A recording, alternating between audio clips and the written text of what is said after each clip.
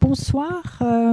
Merci d'être là aussi nombreux pour venir écouter nos invités autour de la question du Kurdistan irakien après le référendum du 25 septembre dernier et la démission de Barzani. Donc, quel avenir pour le Kurdistan irakien? On élargira également sur les autres questions, étant donné que, comme vous le savez, plusieurs pays sont concernés par la question kurde. Avant de remettre peut-être le contexte, j'ai à ma droite Adel Bakawan, qui est sociologue, chercheur associé à l'École des hautes études en sciences sociales de Paris, chargé de cours à l'Université d'Evry, membre associé du laboratoire CADIS de l'École des hautes études en sciences sociales. À ma gauche, Olivier Piot, qui est grand reporter, auteur de plusieurs ouvrages sur l'actualité de l'Afrique et du Moyen-Orient. Son dernier livre concernant la question qui nous préoccupe aujourd'hui, c'est le peuple kurde, clé de voûte du Moyen-Orient aux éditions Les Petits Matins. Et à droite d'Adel Bakawan, Olivier Grosjean, qui est maître de conférences en sciences politiques à l'université Paris 1 Panthéon-Sorbonne, spécialiste en particulier du PKK, donc des Kurdes de Turquie, et auteur de La Révolution kurde, le PKK et la fabrique d'une utopie aux éditions La Découverte. Alors, quelques éléments du calendrier de cet automne que je rappelle rapidement. 25 septembre 2017, donc le référendum d'indépendance organisé en grande pompe par Massoud Barzani, une consultation organisée contre l'avis des autorités fédérales, victoire du oui. En novembre, Massoud Barzani quitte la présidence de la région autonome et la Cour suprême déclare inconstitutionnel le référendum en vertu du fait qu'il contredisait le premier article de la Constitution qui mentionne l'unité de l'Irak.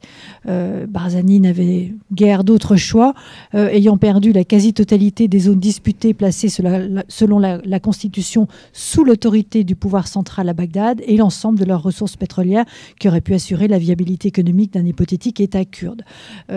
Juste pour mémoire, ces zones avaient été reprises après que le 16 octobre, les forces gouvernementales et paramilitaires irakiennes se décident à entrer en mouvement pour les reprendre. Et les Peshmerga avaient pris le contrôle de ces zones dans la foulée de l'invasion américaine de 2003 et dans le sillage du chaos créé en 2014 par la percée djihadiste. Voilà pour le contexte. Très vite, je vais vous passer la parole à Adel Bakawan. Qu'est-ce que l'on peut dire des conséquences de ce référendum, de la démission de Barzani? Quel avenir pour le Kurdistan irakien? Quels sont les éléments qui peuvent être déterminants finalement dans les développements à venir? Est-ce qu'on peut parler d'affaiblissement pour le Kurdistan irakien? Quelles négociations possibles avec le gouvernement de Bagdad? Et quid également des divisions internes du Kurdistan? Adel Bakawan. Merci de l'invitation. Et tout cela en 10 minutes. Il faut bien noter. Répondre à toutes ces questions, à toutes ces complexités en 10 minutes, c'est un exercice. Waouh. Alors, donc, j'aimerais bien commencer par une petite introduction vraiment rapide pour arriver à la question suivante. Pourquoi Massoud Barzani a décidé de mettre en place au mois de septembre, le 25 septembre, le référendum de l'indépendance du Kurdistan? C'est une question qui revient régulièrement de la part des journalistes, mais aussi des étudiants. Des diplomates, des chercheurs, des intéressés, et qui nécessitent, à mon sens, des réponses à plusieurs niveaux. Une fois, on a je viens de rédiger un article intitulé « Dans la tête de Barzani » pour une revue Moyen-Orient. Il faut entrer dans la tête de Barzani pour comprendre vraiment pourquoi en 2017 et non pas en 2016 et non pas en 2018 et non pas en 2015 et non pas surtout en 2014, M. Barzani a mis en place ce référendum et quelles sont aujourd'hui les conséquences positives et négatives.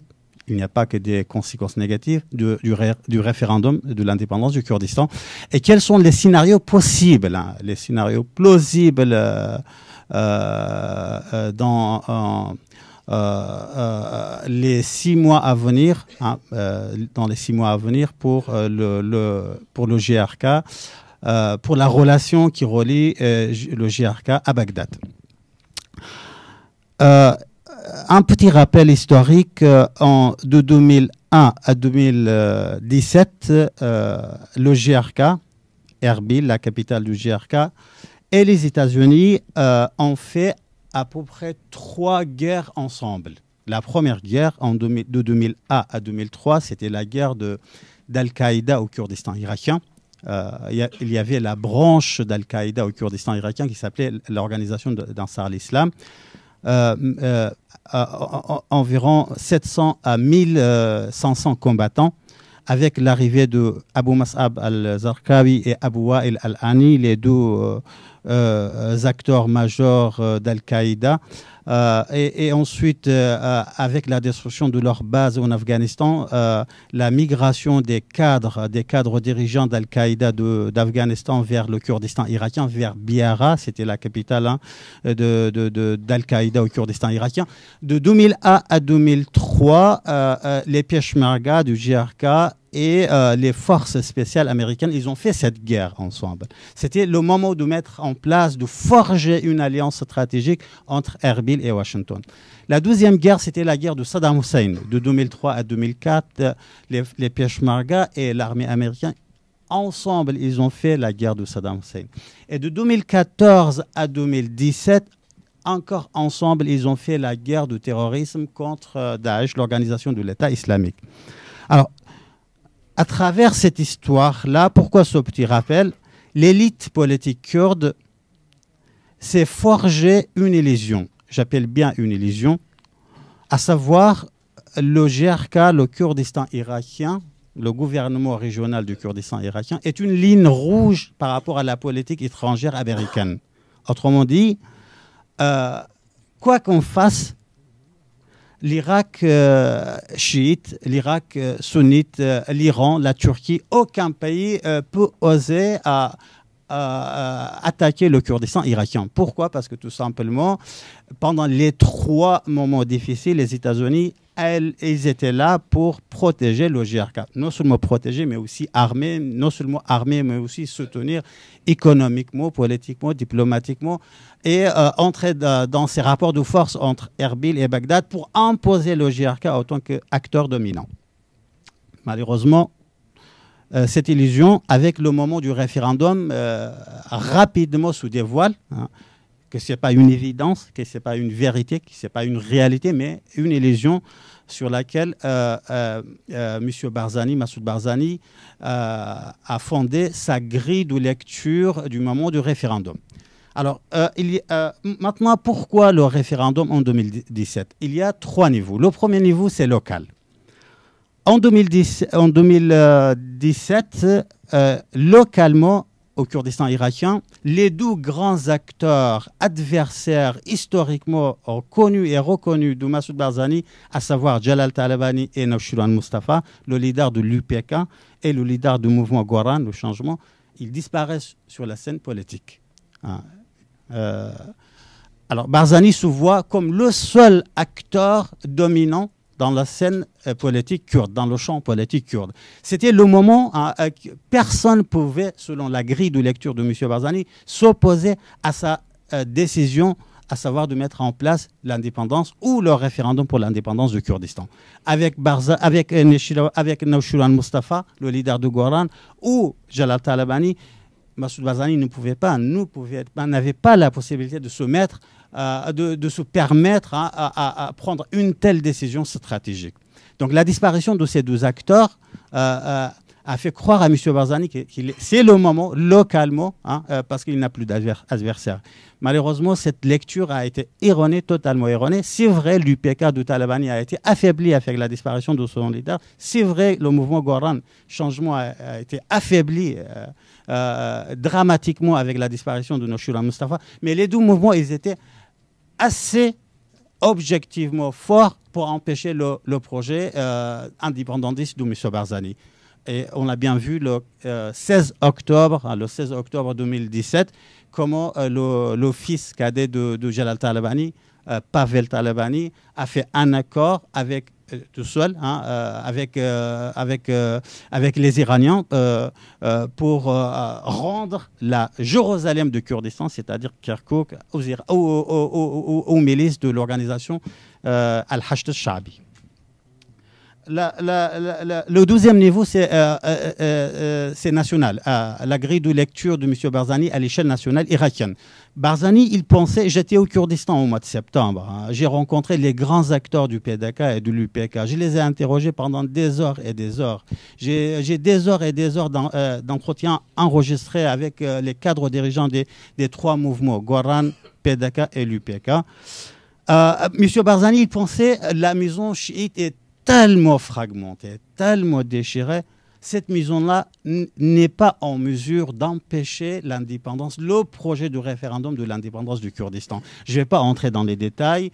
La conflictualité entre Maliki et Abadi, entre Sadr et Hakim, entre Al-Marja'iyya et Maliki, enfin, entre Al-Marja'iyya à Najaf et Al-Marja'iyya à Qom.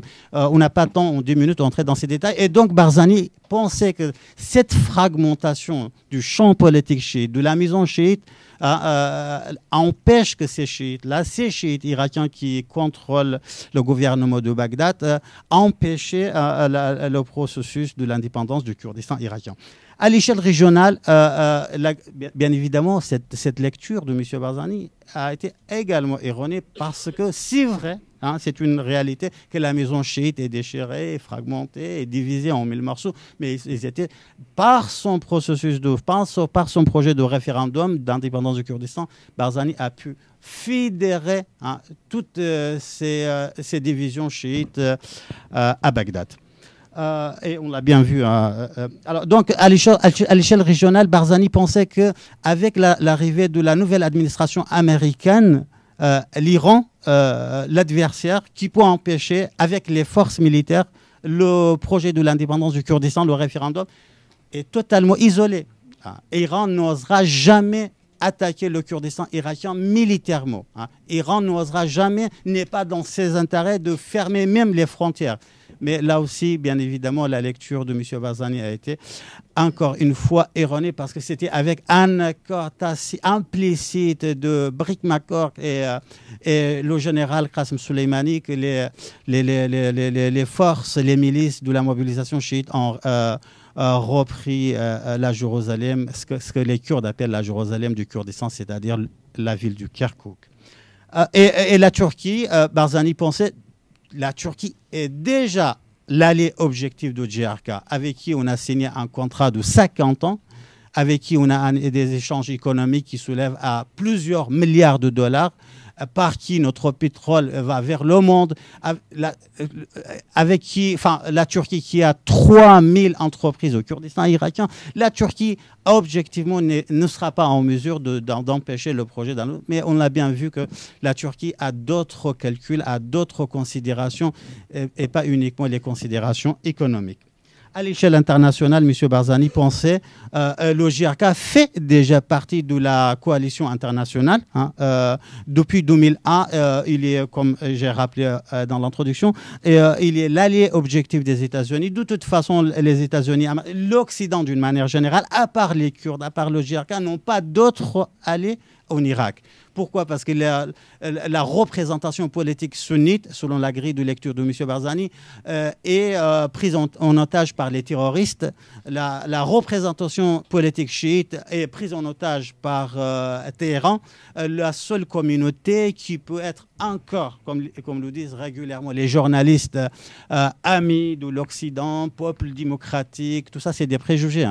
Le peuple civilisé, tolérant, etc. c'est les Kurdes. Et donc, alors, les États-Unis, l'Occident n'a pas d'autre choix d'intérioriser, d'accepter l'indépendance du Kurdistan irakien. Là aussi, Barzani s'est trompé largement parce que le représentant de M. Trump, avec le représentant des ayatollahs, Qasem Soleimani et Brik Makor, ils étaient tous les deux d'accord pour que les milices chiites reprennent la ville, non seulement la ville du Kirkuk, mais aussi 51% des zones disputées, du Kurdistan irakien. Alors, il me reste combien de temps? Déjà en 11 minutes. Alors, en 4 minutes, est-ce que le scénario... Alors, qu'est-ce qui s'est passé après le 25 septembre 4 jours plus tard, hein, on a fait le référendum lundi. Vendredi, 4 jours plus tard, le gouvernement de Bagdad a fermé l'espace aérien au Kurdistan. Tous les vols d'eau et vers le Kurdistan irakien, les vols internationaux suspendus. 3 semaines plus tard, le 16 octobre, hein, les Kurdes, les nationalistes kurdes appellent le 16 octobre noir, hein, le jour de la trahison. Le 16 octobre, avec l'accord implicite des États-Unis et de l'Iran, les forces paramilitaires, les milices chiites, avec quelques brigades de l'armée irakienne, ont repris non seulement Kirkouk, mais comme je l'ai dit, les 51% des zones disputées. Hein, mais ils ont repris aussi les champs pétroliers. Il faut le dire, là tout de suite, le pétrole constitue 94% du système économique au Kurdistan. Et donc, ils ont repris les champs pétroliers. Ils revendiquent Bagdad aujourd'hui le contrôle non seulement sur les aéroports, non seulement sur les ressources naturelles, mais aussi sur les points passages partout en Irak, de Fishrapur, la frontière au nord, jusqu'à Bassoura. Donc tous les points passages doivent être contrôlés par le gouvernement fédéral. Encore plus, Bagdad n'a jamais osé demander la main sur les Peshmerga. Mais aujourd'hui, Abadi, il demande même le contrôle des Peshmerga. Autrement dit, Bagdad aujourd'hui est dans la stratégie de mettre à genoux à 100%. Même aujourd'hui, le Premier ministre kurde Neshiran Barzani a dit clairement que la stratégie claire de Abadi, c'est la destruction totale du JRK autant qu'entité juridique. C'est le discours revendiqué par l'élite kurde. Quels sont les scénarios possibles? Est-ce que c'est la fin du JRK? Absolument pas. Alors, il y a à peu près une dizaine de scénarios à traiter, aborder, analyser, mis en perspective par les chercheurs, mais aussi par les diplomates. Moi, je retiens 4, les 4 les plus possibles. Le premier, bien évidemment, je pense avant les élections irakiennes, mai 2018, il n'y aura pas un grand changement radical dans les rapports de force en Irak. Il faut attendre au mois de mai les élections nationales en Irak. Pourquoi? Parce qu'avec les élections nationales en Irak, le premier scénario, c'est que Abadi a distribué un ensemble de promesses à Riyad, mais aussi à Paris, mais aussi à Washington, sur une seule stratégie: absorber la stratégie, la domination iranienne en Irak. C'est la seule condition par laquelle le soutien occidental, mais aussi de l'Arabie saoudite, arrive à M. Abadi. Alors aujourd'hui, bien évidemment, le monde occidental, mais aussi l'Arabie saoudite, mais aussi Israël, parie sur un Abadi qui réduit, qui travaille sur l'absorption, voire la destruction de la domination iranienne en Irak. Alors, avec cette stratégie, bien évidemment, tous ces pays-là soutiennent diplomatiquement, soutiennent financièrement, soutiennent politiquement, soutiennent militairement Abadi pour qu'il soit reconduit à son poste en tant que Premier ministre. Dans ce scénario-là, l'avenir du GRK, pendant 4 ans, sera dramatiquement minoré. C'est-à-dire quoi? C'est-à-dire le GRK doit accepter être un partenaire secondaire de Haïdar al-Abadi pendant 4 ans. Ça, c'est le premier scénario, qui est peu probable. Pourquoi? Parce que tout simplement, Haïdar al-Abadi, c'est le deuxième scénario, n'a pas un parti politique. Aujourd'hui, le parti Dawa est contrôlé par Nouri Maliki, l'ancien Premier ministre.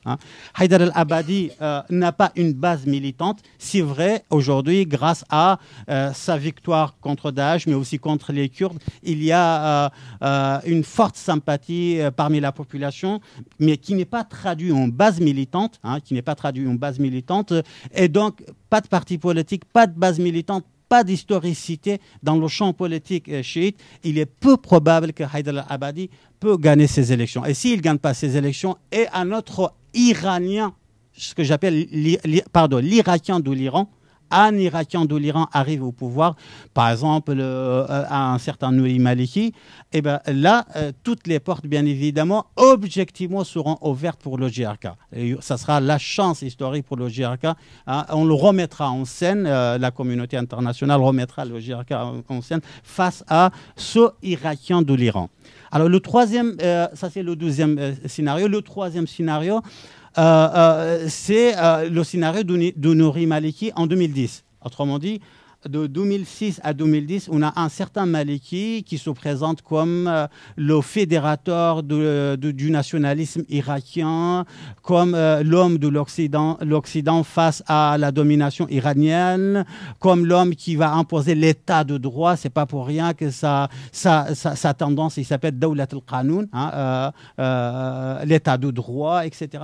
L'Occident a parié sur Nouri Maliki. L'Occident a demandé aux Kurdes, mais aussi aux Sunnites modérés de soutenir Maliki pour qu'il soit reconduit à son poste. Une fois il est reconduit à son poste, il a fait à 180 degrés à l'opposé de ce qu'on entendait, c'est-à-dire il a mis en place la stratégie, il a appliqué à 180 degrés hein, la stratégie de Téhéran et non pas celle de Washington, de Paris, de Londres ou des capitales occidentales. Alors, cette stratégie est fort probable que Abadi restera à son poste, mais autant que l'homme de l'Iran et non pas l'homme de Washington et de Riyad. Dans ce cas-là, il y aura bien évidemment la chance de JRK sera de se remettre en scène, de rentrer encore une fois dans les rapports de force autant qu'acteur majeur sera fortement augmenté. Le quatrième scénario, et après je m'arrête, c'est un scénario dramatique pour les États-Unis, pour l'Europe, pour l'Occident, mais c'est possible, à savoir une alliance objective, stratégique entre Erbil et Téhéran. C'est-à-dire quoi? C'est-à-dire si les États-Unis d'Amérique, si les pays occidentaux continuent à ignorer les demandes kurdes, à soutenir d'une manière permanente Haïdar al-Abadi contre Nechirvan Barzani, à renforcer militairement, diplomatiquement, politiquement Bagdad contre Erbil, il n'est pas exclu.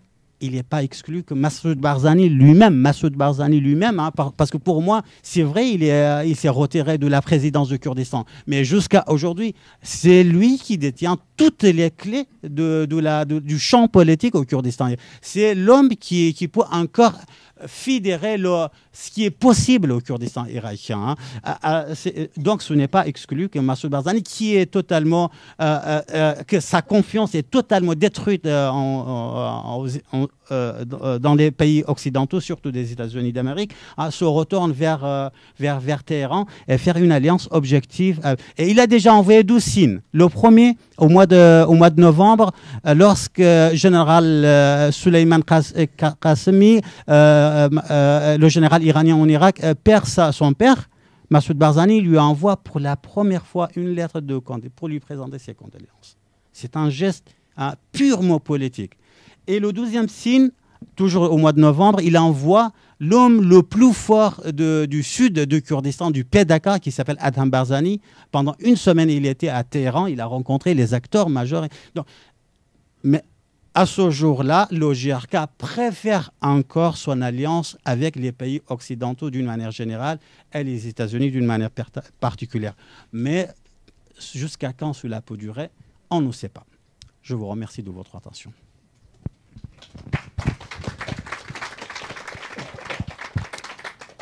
Merci Adel Bakawan. Alors Barzani, plusieurs questions par rapport à ce que vous avez dit. On peut se poser la question de savoir si finalement il n'était pas un homme très mal renseigné ou très mal conseillé, ce qui est un peu étonnant. Vous y répondrez peut-être tout à l'heure. Barzani qui préfère peut-être l'alliance avec les Occidentaux, peut rappeler qu'il était précisément en France il y a quelques jours, qu'il a rencontré le président Macron. Mais je ne vais pas, moi, être plus long que ça. Je vais vous passer la parole, Olivier Piot. Voilà, pour peut-être déjà réagir à ce qu'a dit Adel Bakawan, les éléments qu'il a apportés, est-ce que vous les partagez, et au-delà, qu'est-ce que l'on peut dire finalement aujourd'hui de la géopolitique kurde au Moyen-Orient? Merci. Alors, pour vous préciser d'où je parle, je ne suis pas chercheur, moi je suis journaliste et je travaille sur les 4 pays du Kurdistan depuis 2006, essentiellement sous forme de reportage, pendant, je dirais, 7 ans.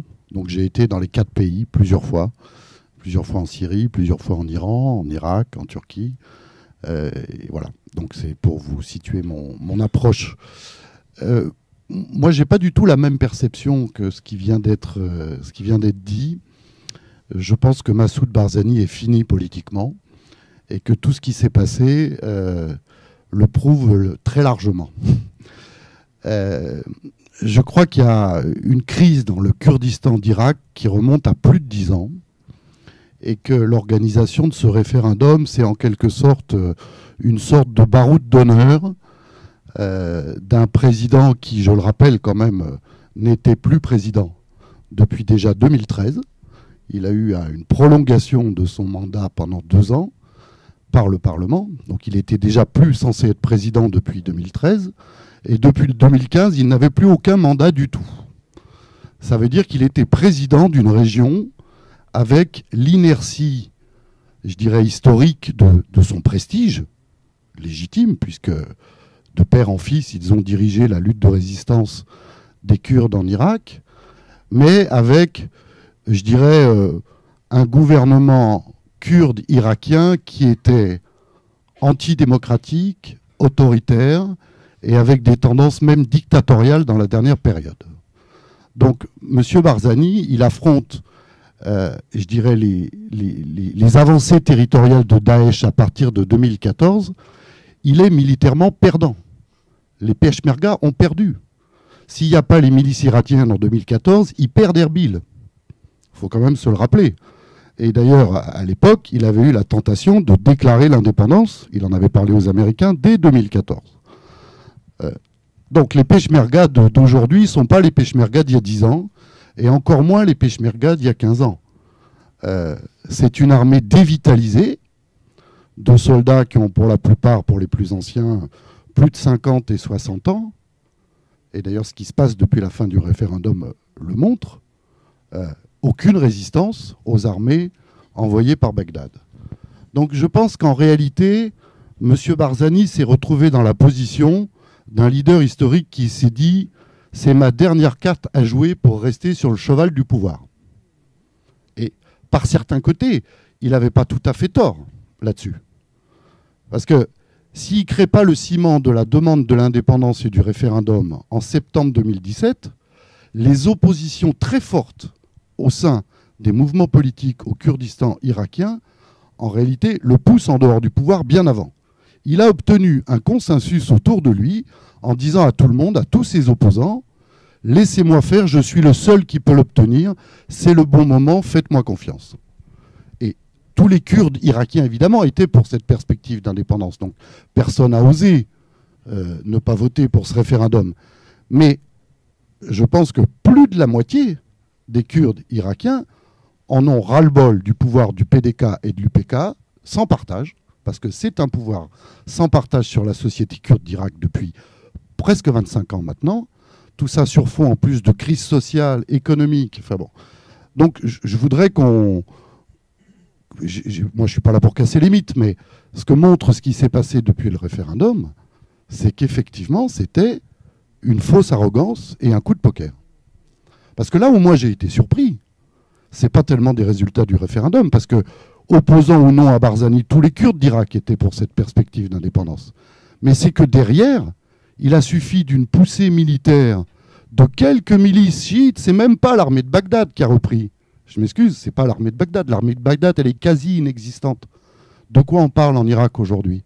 On parle de plus d'une quarantaine de milices chiites qui sont absolument pas contrôlées par Bagdad. L'armée irakienne, aujourd'hui, elle est quasi inexistante, en dépit des milliards que certains ont voulu investir. En réalité, sur le terrain, aujourd'hui, on n'a plus d'État irakien. On a un semblant de gouvernement à Bagdad, des grandes puissances qui maintiennent l'illusion d'un État d'Irak parce que c'est la seule stratégie pour l'instant qu'ils ont abouti dans leurs esprits, ce qui ne veut pas dire qu'ils ne changeront pas. Et on a sur le terrain des milices chiites qui contrôlent le pays. Et c'est ces milices soutenues par l'Iran qui ont repris Kirkouk, qui ont repris Ninive, qui ont repris les provinces, ces fameuses provinces contestées par le KRG depuis, depuis la constitution de 2005, et il n'y a eu aucune résistance des Peshmerga. Regardez, c'était inimaginable il y a quelques années. Il y a encore 5 ans, si Bagdad avait envoyé son armée contre le KRG, je peux vous dire que ça ne serait pas passé comme ça. Pourquoi ça se passe comme ça? Parce que le pouvoir de Barzani, il est en réalité illusoire depuis déjà quelques années. C'est-à-dire que les oppositions internes au Kurdistan irakien sont déjà suffisamment fortes. Regardez, qu'est-ce qu'a fait l'UPK? Ils ont tourné kazakh et ils ont fui Kirkouk. Ils ne l'ont même pas défendu. Qu'est-ce qu'a fait le Goran? Il a averti Barzani depuis des mois, depuis plus d'1 an, que pour lui, l'indépendance n'était pas à l'ordre du jour. Donc en fait, on a le dernier acte politique d'un président qui est président d'un gouvernement, je dirais, d'illusion, derrière lequel il y a des crises sociales, politiques majeures, dans un pays, dans une région plutôt, au nord de l'Irak, où en réalité, les oppositions étaient plus fortes que les adhésions à ce régime. Alors quel est l'avenir maintenant que le voile est tombé et que finalement la force militaire ou politique du KRG s'est révélée ce qu'elle est, c'est-à-dire l'aspiration d'un peuple légitime à conserver son autonomie, mais aux mains d'anciennes élites politiques qui représentent plus le passé que l'avenir, l'avenir, justement, il va peut-être s'écrire dans les autres régions du Kurdistan. C'est ça que je trouve intéressant. C'est que Barzani, ça fait 25 ans ou 30 ans qu'il explique que l'avenir des Kurdes du Moyen-Orient tourne autour de la comète d'Irak. Et que finalement, tout ce qui se passe et qui est bien pour l'Irak aura des retombées pour les autres. Donc il y a une espèce de centralisme autour du Kurdistan irakien. Mais le Kurdistan irakien, c'est 8 millions de Kurdes sur près de 40. Remettons les choses dans les proportions. Donc on a en Irak 7 à 8 millions de Kurdes, et dans tout le Moyen-Orient, il y en a 40. Bon. Donc il a voulu politiquement concentrer autour de la question de l'autonomie du Kurdistan d'Irak tout l'enjeu des Kurdes du Moyen-Orient. Alors c'est vrai que c'était important, puisque c'est le seul pays où les Kurdes ont finalement obtenu une autonomie de fait. Donc il s'agissait de défendre et de construire autour de cette avant-garde. Mais il y a d'autres réalités des peuples kurdes autour qui aujourd'hui vont continuer à construire leur histoire indépendamment de ce qui va se passer en Irak. Je dirais même plus, à mon avis, dans le rapport de force qui va se construire maintenant entre Erbil et Bagdad, ça va dépendre en grande partie des victoires ou non que les Kurdes pourront obtenir ailleurs. Parce que si Erbil se retrouve seul face à Bagdad, alors effectivement, il y a plein de scénarios possibles. Ce qu'il y a de sûr, c'est que M. Abadi, il se pense comme le grand refondateur de l'unité fédérale irakienne. Et s'il peut le faire sur le dos des Kurdes au nord, il le fera peut-être. Et que dans cette perspective, aujourd'hui, c'est l'homme de la stabilité autour duquel tout le monde s'agrège parce que personne n'a d'autre stratégie que de reconstruire l'État irakien, c'est-à-dire aussi bien les Russes que les Iraniens ou les États-Unis. Ils n'ont pas de candidat en alternative. Et si ça doit se faire demain sur le dos, y compris de l'autonomie acquise depuis 25 ans, ils le feront peut-être. En revanche, ces mêmes acteurs internationaux qui pourront peser sur ce face-à-face à venir entre Erbil et Bagdad vont être obligés, dans la reconstruction du Moyen-Orient, de tenir compte des autres cartes kurdes qui se dessinent autour et qui ne sont pas moins importantes pour l'avenir du peuple kurde de cette région. Je pense bien sûr à la Syrie. Regardez ce qui est en train de se passer en Syrie. La Syrie, elle a, d'une certaine façon, les forces militaires et politiques kurdes de Syrie ont la même vitalité qu'ils l'avaient en Irak il y a 30 ans. C'est-à-dire c'est des jeunes générations, avec une homogénéité politique, idéologique, avec des dirigeants derrière lesquels les jeunes se mobilisent, femmes et hommes, ce qui n'est plus le cas en Irak. Donc je dirais que l'Irak, c'est un peu le grand-père de la famille. Bon, il vient de glisser avec sa béquille. Les forces vives, elles sont ailleurs aujourd'hui, au Kurdistan. elles vont se jouer en Syrie. Regardez d'ailleurs ce qui est en train de se passer. Il y a un tiers de la Syrie qui est contrôlé de fait par les forces kurdes, notamment du FDS, et qui les soutient pour l'instant. On en parlera dans le débat, parce que tout ça reste ouvert, évidemment, mais ils sont soutenus aujourd'hui par les États-Unis et la Russie. Ce qui n'était pas le cas de M. Barzani. Et pourquoi? Mais parce que les États-Unis et la Russie sentent que là, il y a un acteur incontournable, un acteur jeune, un acteur qui peut offrir une perspective. Ce qui ne veut pas dire qu'ils ne les lâcheront pas demain. Mais pour l'instant, en tout cas, aussi bien à Genève qu'à Sochi, les Kurdes sont dans la reconstruction et dans les stratégies qui sont envisagées aujourd'hui. Et puis après, bien sûr, il y a la Turquie et l'Iran. Alors, je laisserai parler Olivier Grandjean sur la Turquie, il la connaît bien, mais derrière la Syrie, il y a finalement l'aboutissement d'un autre combat, d'un autre parti hégémonique que le PDK d'Irak, qui est le PKK. Bon. Moi, je dirais que l'avantage de ces deux guerres civiles et de ces deux fragmentations de la société syrienne et irakienne, en tout cas du point de vue des Kurdes, c'est que ça a donné une visibilité à la question kurde. Souvenez-vous quelle était la visibilité de la question kurde avant 2011. Je pense que dans cette salle, on aurait eu un tiers des personnes présentes en 2011. Moi, quand j'allais dans les rédactions en 2009, 2010, 2011, la moitié des rédacteurs en chef me disaient « Mais c'est qui les Kurdes? Pourquoi tu t'intéresses encore à cette question ?»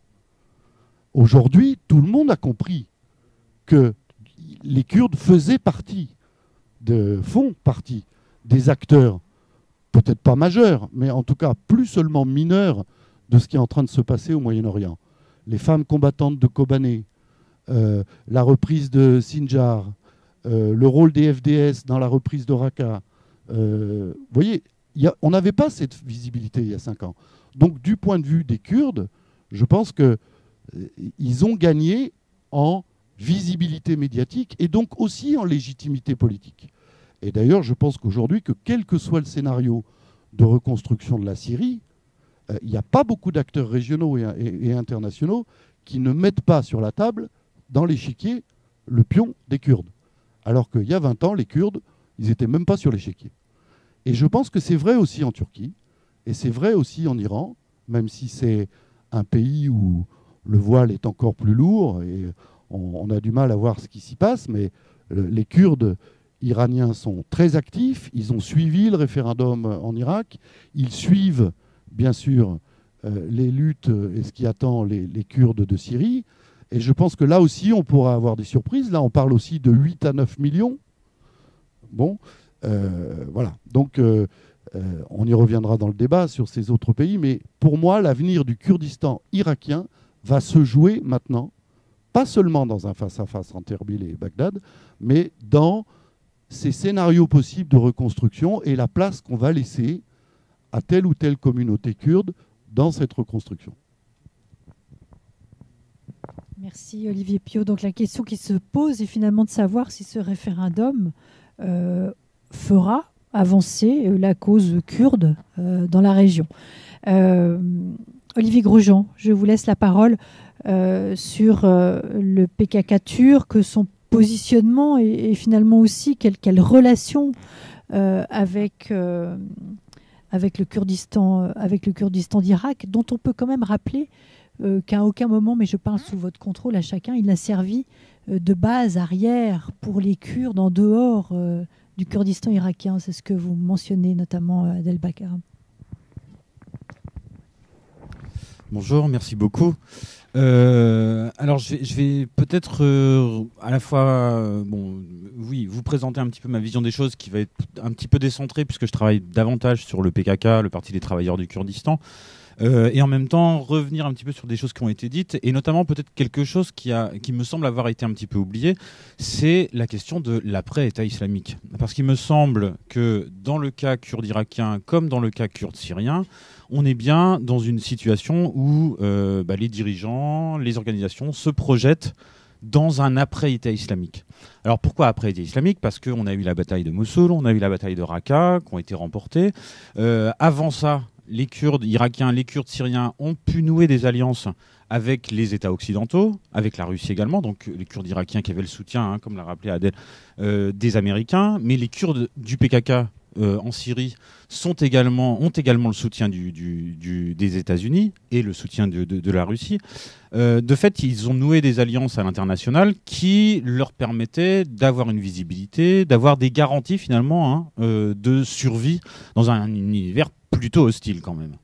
Et de ce fait, je pense aussi que ce référendum au Kurdistan irakien, de même que d'ailleurs les élections qui ont lieu au Kurdistan syrien, qui ont eu lieu en septembre, puis le 1er décembre et qui ont encore lieu en janvier, sont d'une certaine manière dans une volonté d'institutionnalisation de l'autonomie, qu'elle soit kurde irakienne ou kurde syrienne. Donc voilà, donc je pense qu'il faut aussi resituer ça. Donc on a des dynamiques locales, des dynamiques internes au Kurdistan irakien, des dynamiques régionales, ça c'est sûr. Et on a aussi cette question de l'après-État islamique et du soutien que vont encore accorder les États-Unis, les puissances occidentales à ces deux entités. En dehors de ce soutien-là, si ce soutien leur était retiré, on peut parier que la survie de ces deux entités serait gravement menacée. Et je parle notamment du Kurdistan syrien, qui reste pris un petit peu en tenaille avec la Turquie d'un côté, le gouvernement central syrien de l'autre, et puis des relations pas toujours très très bonnes non plus avec l'Irak et le GRK, le gouvernement régional kurde. Du coup, je voulais revenir, moi, dans cette petite intervention, sur 3 types de dynamiques qui me semblent être à l'œuvre aujourd'hui et qui me semblent être importantes. Alors, ça reprend d'ailleurs des choses qui ont déjà été un petit peu dites, mais peut-être en les disant autrement. Ce que je vois quand j'analyse le Kurdistan, c'est qu'il est parcouru de différentes dynamiques, des dynamiques nationales, des dynamiques de nationalisation de la question kurde, des dynamiques de régionalisation de la question kurde et également des dynamiques d'internationalisation de la question kurde. Alors ces dynamiques d'internationalisation, on en a déjà parlé. C'est par exemple la guerre contre l'Irak en 1991 qui produit la première véritable internationalisation, pas des Kurdes de Turquie, mais des Kurdes irakiens. On a une deuxième phase qui concerne justement la guerre en Irak à partir de 2003. Et puis une troisième phase qui commence en 2011 et qui concerne, elle, les Kurdes syriens. Les Kurdes syriens avec la révolution syrienne et un début d'internationalisation de la question kurde syrienne. En Turquie, par contre, on n'a pas vraiment d'internationalisation. Il n'y a jamais eu l'ONU qui s'est intéressée vraiment aux Kurdes de Turquie. Mais on a une européanisation. On a une européanisation qui commence également au début des années 90 avec le Parlement européen qui se saisit de la question, avec le Conseil de l'Europe, etc., etc. Et ça dure jusqu'en 1999. Et à partir de 1999, on ne peut plus faire vraiment pression sur la Turquie. Pourquoi ? Eh bien parce que la Turquie est acceptée comme candidate à l'Union européenne. Et à partir de ce moment-là, on entre dans des négociations et la question kurde n'est plus à l'ordre du jour. Donc des dynamiques d'internationalisation. Et ces dynamiques d'internationalisation, elles me semblent être un fort catalyseur des dynamiques de régionalisation de la question kurde. C'est-à-dire que, comme je vous le disais tout à l'heure, le Kurdistan est un petit peu à géométrie variable. À un moment donné, on va parler de la question kurde au singulier. C'est l'ensemble des questions kurdes du Moyen-Orient. Et puis, des fois, on va parler du problème kurde en Turquie, de la question kurde en Syrie, de la crise kurde au Kurdistan irakien. Avec des dynamiques qui sont davantage nationales. C'est-à-dire dans l'État qui contrôle ces différents territoires. Alors, l'internationalisation dont je vous avais parlé tout à l'heure, elle a réellement provoqué une régionalisation sans précédent de la question kurde. C'est-à-dire que ce qui se passait au Kurdistan de Turquie avait des implications sur ce qui se passait au Kurdistan irakien, qui avait des implications sur ce qui se passait au Kurdistan syrien. Et d'ailleurs, on a même vu à un moment donné les peshmerga kurdes irakiens venir en aide aux combattants du PKK à Kobané, donc des formes de régionalisation comme ça qui étaient extrêmement importantes. Et il me semble que ces dynamiques de régionalisation, elles sont aujourd'hui fortement menacées. Elles sont menacées en Turquie, surtout depuis 2015, avec la reprise des affrontements entre l'armée turque et le PKK, et surtout depuis 2016, la tentative de coup d'État avortée, qui a conduit à une répression sans précédent des Kurdes et du mouvement kurde en Turquie. De ce point de vue-là, on assiste réellement à une nationalisation très très forte de cette question kurde en Turquie. En Irak, il me semble qu'on pourrait voir un petit peu la même chose, c'est-à-dire une renationalisation, alors même que le gouvernement régional kurde avait acquis une aura, une influence qui dépassait de loin sa zone géographique. C'était devenu un acteur majeur du Moyen-Orient. De fait, aujourd'hui, ce qu'on peut voir, c'est que les relations qui se nouent et qui sont conflictuelles, c'est surtout avec l'État central irakien. Donc une forme de renationalisation. En Syrie, il pourrait se passer tout à fait la même chose, sans le soutien américain. Si le soutien américain aux Kurdes de Syrie n'est pas prolongé, on risque là encore de voir un nouveau conflit qui pourrait naître entre le PKK, le PYD en Syrie, les YPG, les forces armées du PYD, et le gouvernement central syrien. Du coup, moi, je vois. Et puis, alors, en Iran, n'en parlons pas. C'est un. Alors, oui, évidemment, comme tu disais, Olivier, on a effectivement une population, un mouvement kurde en Iran qui est très dynamique. Et en même temps, c'est quand même la partie du Kurdistan qui reste la plus hermétique à ce qui se passe dans le reste de la région. Alors, il y a évidemment des réactions. Il y a évidemment, on suit évidemment tout ce qui se passe ailleurs, mais les conséquences politiques restent très très encadrées, très contrôlées.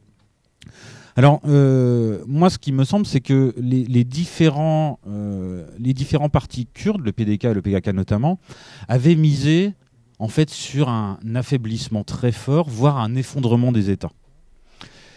C'est vrai en Irak, avec en 2014 un gouvernement central irakien qui est sur les rotules, dont tout le monde se prévoit une fin très très proche. Et puis, on s'est rendu compte, progressivement, depuis 2014, que l'État irakien, alors peut-être que c'est un épouvantail, mais il survit malgré tout, il survit avec le soutien international, il survit avec les milices chiites, il survit. Et de fait, l'État irakien ne s'est pas effondré. On avait misé, les Kurdes et d'autres acteurs au Moyen-Orient avaient misé aussi sur l'effondrement du régime syrien. On sait maintenant que le régime syrien va survivre. Donc on a, je pense, et puis en Turquie, on avait misé aussi sur un affaiblissement de l'État turc. Et même pour le PKK, je me souviens qu'à l'époque, en 2016, la tentative de coup d'État contre Erdogan avait été perçue comme justement le signe d'une faiblesse de l'État turc. De fait, je crois que dans ces trois cas, il y a eu une erreur d'interprétation. Il y a eu une erreur d'interprétation, c'est-à-dire que les États étaient beaucoup plus puissants, alors attention, en toute proportion gardée, mais et résistaient beaucoup plus que ce qu'on l'imaginait à toutes ces tensions, à toutes ces guerres civiles, conflits au Moyen-Orient. Et oui, c'est précisément ce retour des États aujourd'hui sur la scène régionale qui me paraît être un facteur de renationalisation des questions kurdes. Renationalisation qui veut dire traiter le problème kurde dans ces différents cas individuels, en Turquie d'un côté, en Syrie de l'autre, en Irak de l'autre. Ce qui veut dire une lente dérégionalisation, si vous voulez, de cette question kurde qui avait émergé depuis 2011 comme l'un des problèmes majeurs du Moyen-Orient. Merci beaucoup de votre attention.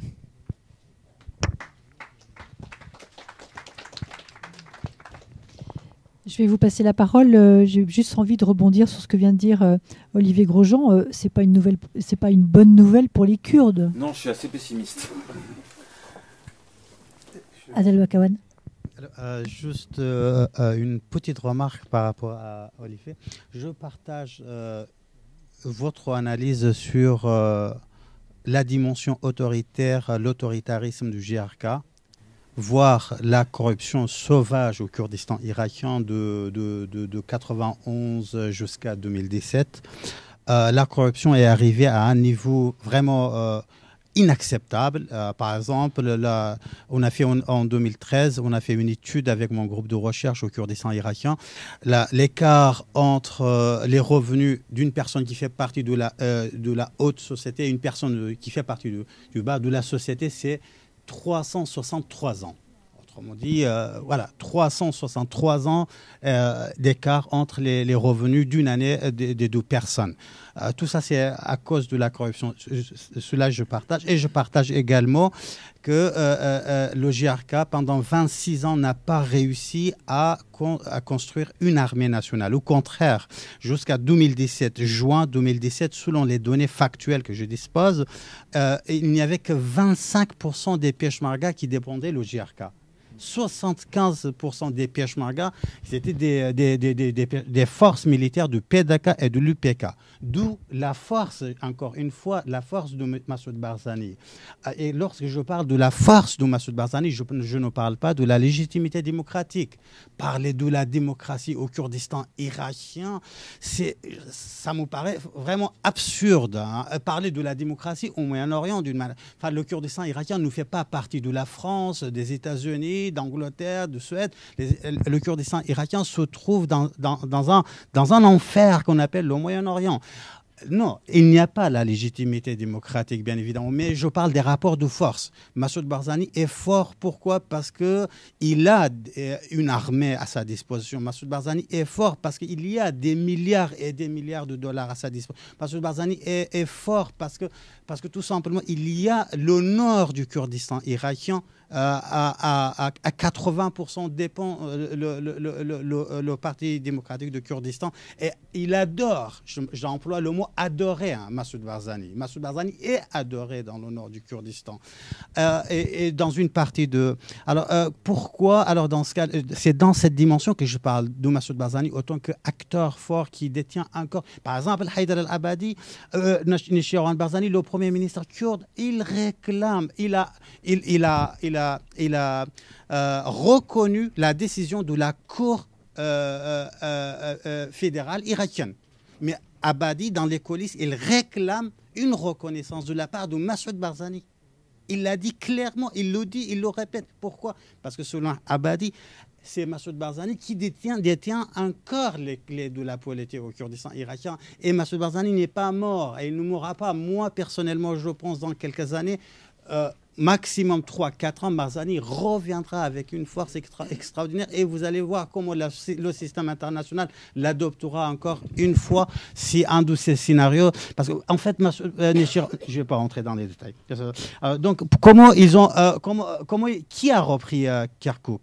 C'est pas les milices, c'est pas les milices de la mobilisation chiite Hashd Sha'bi qui a repris Kirkuk. Non, c'est un accord entre Washington, Téhéran et une partie de l'UPK à Soleimani, à savoir la famille de Talabani, une partie de l'UPK qui n'a pas résisté. Les Peshmerga n'ont pas résisté à Kirkuk. Les Peshmerga de Talabani ont livré Kirkuk aux milices de la mobilisation chiite. Par exemple, à Perdé, le village, Perdé, il y a eu la résistance. Pendant une semaine, les milices de la mobilisation chiite n'ont pas avancé un seul mètre. Parce qu'il y avait la résistance.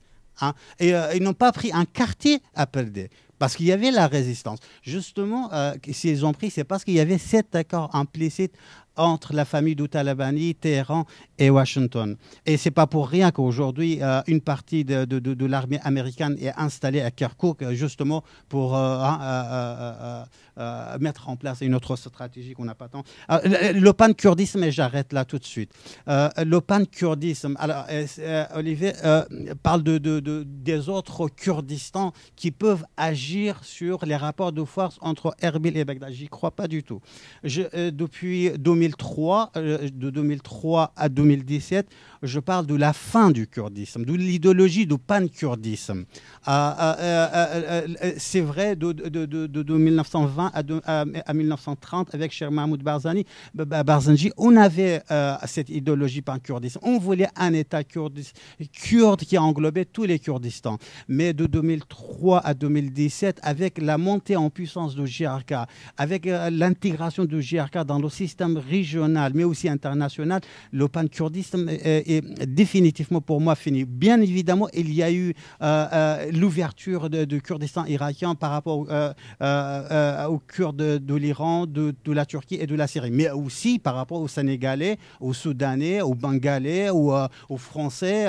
Comme on avait par exemple un Kurde syrien dans un hôtel à Soleimani, on avait également un Sénégalais qui travaillait avec lui. Cette ouverture ne concernait pas que les Kurdes. Pour moi, aujourd'hui, à travers cette expérience de 2003 à 2017, le GRK, et à travers ses alliances avec Téhéran, avec Ankara, avec les différents acteurs du système régional, mais aussi du système international, les Kurdes ne prennent absolument pas en considération ce qui se passe en Syrie, au Kurdistan syrien, au Kurdistan iranien. Au contraire, si les Kurdes iraniens n'ont pas pu mener des actions contre la République islamique de l'Iran de 2003 à 2017, c'est grâce au GRK. Au contraire, c'est le GRK, de 2003 à 2017, le partenaire principal stratégique de la Turquie en Irak contre le PKK. Mais aussi contre le PYD en Syrie. Pardon, Non, je vais passer la parole à la salle, mais peut-être juste pour lancer le débat, si vous me permettez, et pour en revenir à la question du Kurdistan irakien, est-ce que des négociations ont été entamées entre les autorités du Kurdistan irakien et Bagdad? Où est-ce qu'on en est après les aéroports fermés, la mainmise sur les ressources pétrolières? Voilà. Est-ce qu'il y a un semblant de quelque chose qui permettrait d'envisager... Alors, jusqu'à 14h35 de cet après-midi, selon le Premier ministre Neshiran Barzani, il n'y a aucune négociation, ni officielle ni officieuse, entre Bagdad et Erbil. Voilà. Je viens juste réagir. Et après ça, oui, pardon. Non. Ce que je voulais juste préciser, je ne parlais pas de pankurdisme du tout. Hein. Je sais très bien que voilà, un État kurde sur l'ensemble du Moyen-Orient, c'est quelque chose qui n'est même pas souhaité par les différents partis kurdes. Personne ne souhaite un État kurde à l'échelle du Moyen-Orient. On sait très bien que les rivalités qui existent entre le PKK et le PDK font que justement le Kurdistan est extrêmement divisé, linguistiquement, ethniquement, entre les différents pays et politiquement également et culturellement. Donc non, c'était pas ce que je voulais dire. Ce que je voulais dire, c'était que quand je parlais de régionalisation, c'était que ce qui se passe dans une partie du Kurdistan est scruté à la loupe par les autres Kurdes des autres parties du Kurdistan et influence également à la fois leur stratégie de résistance, leur modalité d'action, leurs rêves, pourquoi pas aussi, parce que le Kurdistan irakien, il fait rêver en Turquie depuis 1991 et surtout depuis 2003. Ce qui se passe en Syrie, ça fait rêver en Turquie, mais énormément depuis 2011. Et vous avez de nombreux Kurdes de Turquie qui sont allés s'engager dans les YPG au Kurdistan syrien. Donc c'est plutôt de ça que je parlais, hein, c'est-à-dire d'influence réciproque, mais le retour des États signale justement des frontières plus hermétiques qui pourraient donc justement recloisonner ce Kurdistan. Enfin, ces Kurdistans du coup. Alors, question, Vincent Hugeux.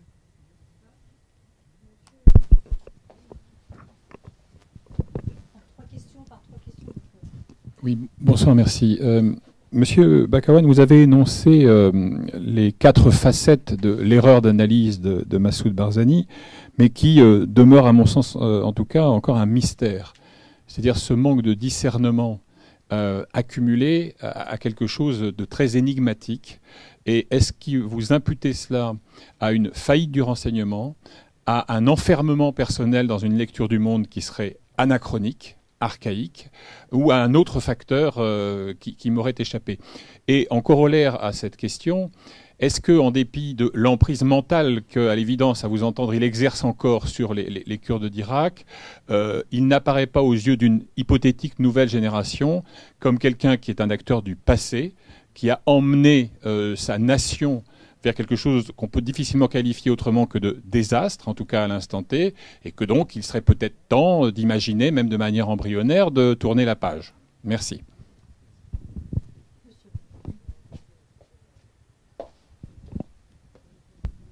Oui, par rapport à la politique du clan Barzani, on peut aussi se référer au passé, c'est-à-dire que le père de Massoud a quand même s'est appuyé sur le Shah d'Iran.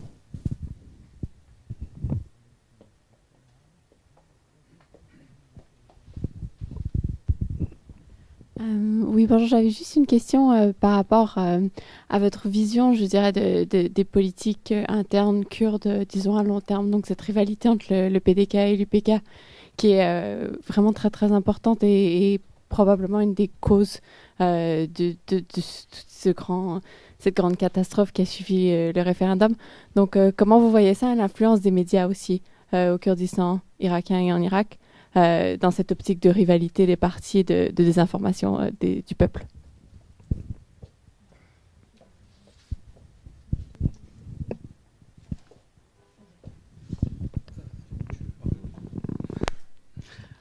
Alors, est-ce que Barzani a été, je reprends les trois éléments, mal informé?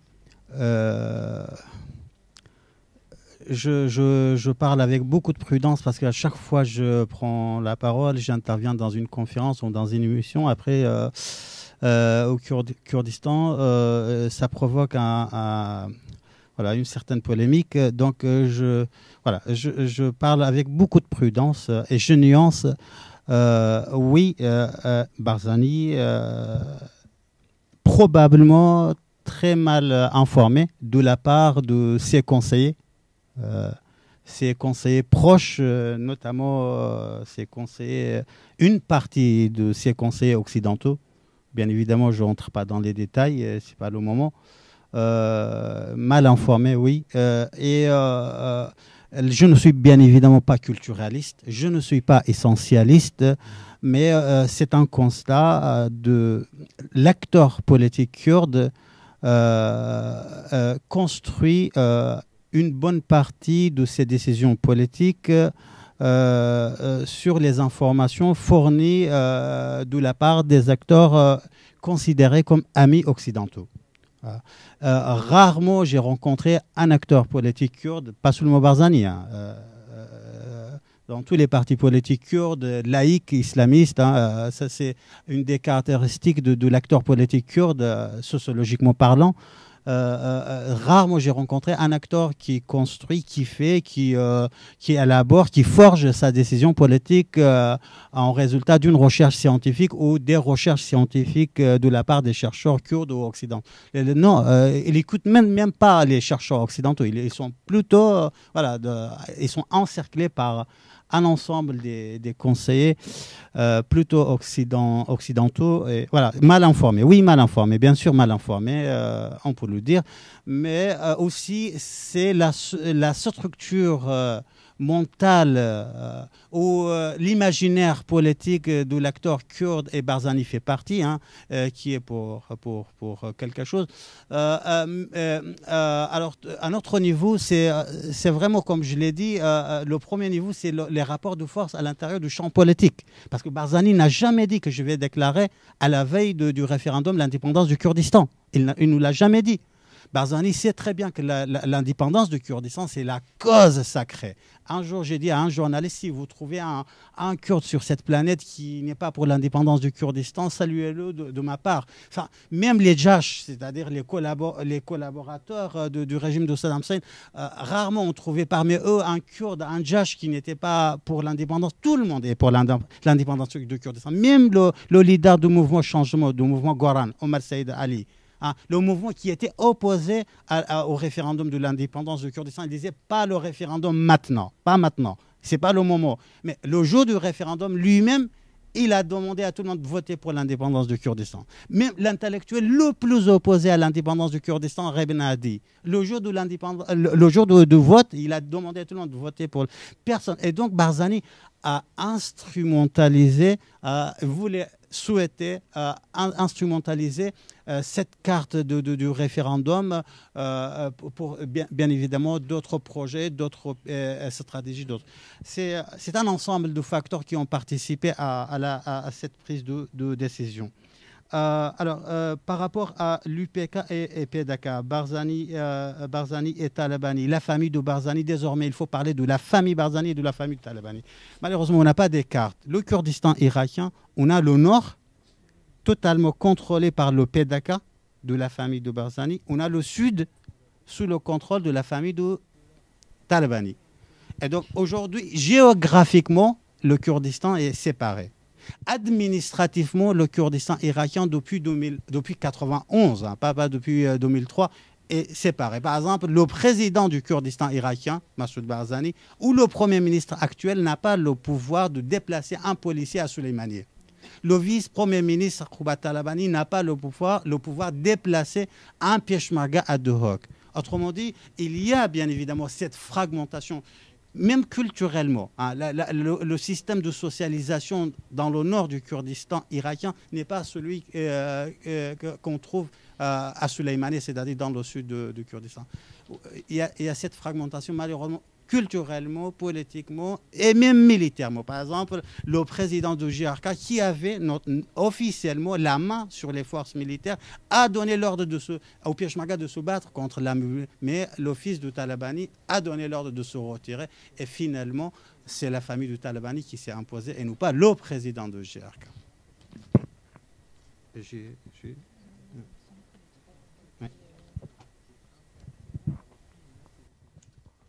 Oui, peut-être juste pour...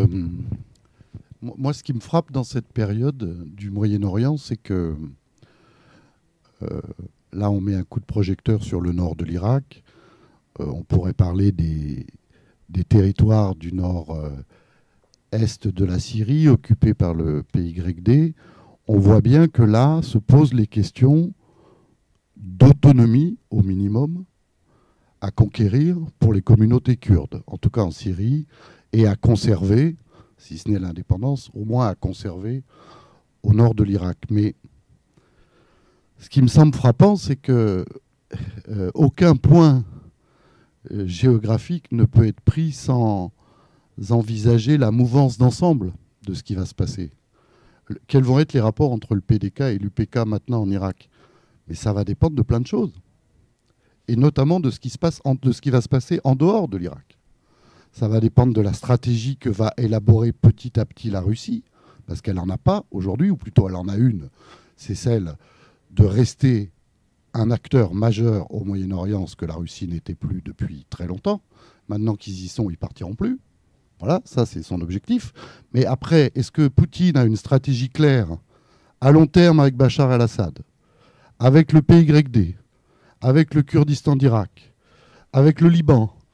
Non, je crois qu'il ne l'a pas. Je crois que personne ne l'a. Et c'est ça la grande nouveauté au Moyen-Orient, c'est que pour la première fois, on n'a plus de code et de règles. À la fin de la Première Guerre mondiale, il y a un code et une règle. C'est deux impérialistes qui veulent se partager l'Empire ottoman. Voilà. C'est codé. Alors, ils se partagent. Après, il y a des rapports de force. Mais au moins, on a une direction. Pendant la guerre froide, on avait une direction. Si tu étais du côté de l'Union soviétique, tu n'étais pas du côté des Américains. Et tu faisais avec les amis de tes amis. Et il y avait deux camps, face à face. Et chacun faisait ses stratégies. Aujourd'hui, c'est quoi la perspective? En dehors de la Russie qui veut se maintenir là, qui a une perspective? Vous en voyez une? Vous voyez une stratégie américaine au Moyen-Orient? Il n'y en a pas. Vous voyez une stratégie européenne? Il n'y en a pas. Il n'y a pas de stratégie française.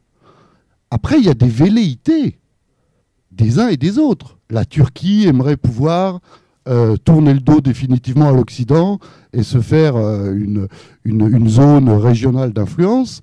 L'Iran voudrait en profiter aussi, puisqu'elle n'a jamais été aussi puissante. Son arc chiite, c'est devenu un croissant de lune, c'est presque une pleine lune maintenant, entre Téhéran et puis Beyrouth, puisqu'elle a ses milices en Syrie, en Irak. L'Arabie Saoudite sent qu'il y a quelque chose qui se passe au Yémen, elle n'arrive pas à s'en sortir.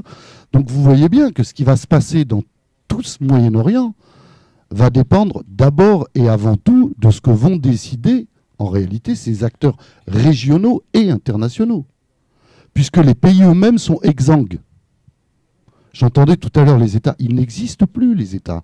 On les maintient dans des conférences à Genève, on a maintenu leur mandat à l'ONU, mais si on reprend la définition de l'État westphalien, c'est-à-dire qui peut organiser la paix dans son pays et mener la guerre à l'extérieur, aucun de ces deux États n'existe.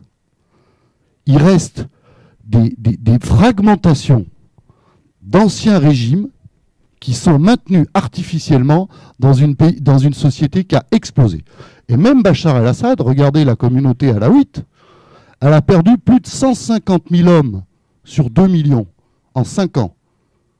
Ça veut dire, c'est quoi la communauté alaouite aujourd'hui derrière Bachar el-Assad? Est-ce qu'il peut réappuyer son régime de demain sur les alaouites? Non, il ne peut pas. Alors, il va faire avec qui? Avec le Hezbollah? Avec les milices afghanes? Avec les milices irakiennes? Avec les Kurdes? Lui-même ne sait pas.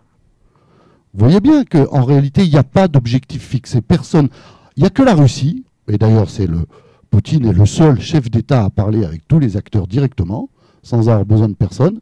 Il n'y a que la Russie qui a un objectif, c'est maintenant qu'elle a repris pied dans cette région du monde, elle va tisser sa toile et elle va essayer d'élargir ses alliances et son pouvoir dans cette région, notamment pour des questions de ressources. C'est d'ailleurs ce qu'ils avaient fait avec les Kurdes d'Irak en signant le plus gros contrat d'exportation de pétrole avec le Kurdistan d'Irak, Poutine. En dehors de lui, qui sait ce qu'il veut? Bachar el-Assad, il veut rester. Bon, à quel prix? Il verra bien. Si c'est une alliance les Kurdes, pourquoi pas? Erdogan, il ne veut pas qu'il y ait d'autonomie des Kurdes en Syrie. Ça, on le sait depuis un moment. Mais ça peut changer. Parce qu'aujourd'hui, Erdogan sans Poutine, il ne va pas aller bien loin. Et aujourd'hui, c'est Poutine qui dicte la politique à Erdogan sur le Moyen-Orient. Regardez ce qui se passe. Il a reculé sur un certain nombre de choses. Alors, il a lui-même son rêve millénariste. 2071, le 1000 ans des Turcs dans cette région. Oui, on voit qu'il a... Mais vous voyez bien que sa position à lui-même change. Et puis derrière tout ça, on voit revenir autre chose. Alors, il y a le Liban. Il y a l'ex-président du Yémen qui vient de se faire assassiner. Il y a un accord qui est en train de se dessiner entre la Jordanie, Israël, l'Arabie Saoudite et les États-Unis contre l'Iran. Vous voyez que tout ça bouge. Donc, en réalité, on est sur une carte où, pour la première fois, les Kurdes ont une chance historique, c'est qu'ils ne sont pas dans des tenailles. C'est-à-dire les scénarios restent ouverts. Tous les scénarios. Celui d'une fragilisation demain de la Turquie et d'une réouverture des revendications autonomistes kurdes en Turquie, parce qu'il n'est pas immortel, le régime d'Erdogan. Les Kurdes syriens, ils n'ont jamais eu autant de perspectives d'obtenir une autonomie, ce qui ne veut pas dire qu'ils vont obtenir tout ça. Ils peuvent ne rien obtenir du tout. On peut se retrouver dans 2 ou 3 ans avec des Kurdes qui auraient été trahis en Irak, trahis en Syrie, trahis en Turquie. Mais il n'y a jamais eu de période où les scénarios positifs pour eux étaient autant réunis. Et puis je voulais revenir sur le pan-kurdisme, parce que j'entends sans arrêt cet argument, le pan-kurdisme. Mais qu'est-ce qu'il fait le PKK depuis 10 ans s'il ne fait pas du pan-kurdisme? Quand il crée le PJAK, quand il soutient le PYD, ce n'est pas une forme de pan-kurdisme? Ben bien sûr que c'en est un. Il y a plusieurs formes de pan-kurdisme. Le pan-kurdisme ne veut pas seulement dire un seul État kurde au Moyen-Orient.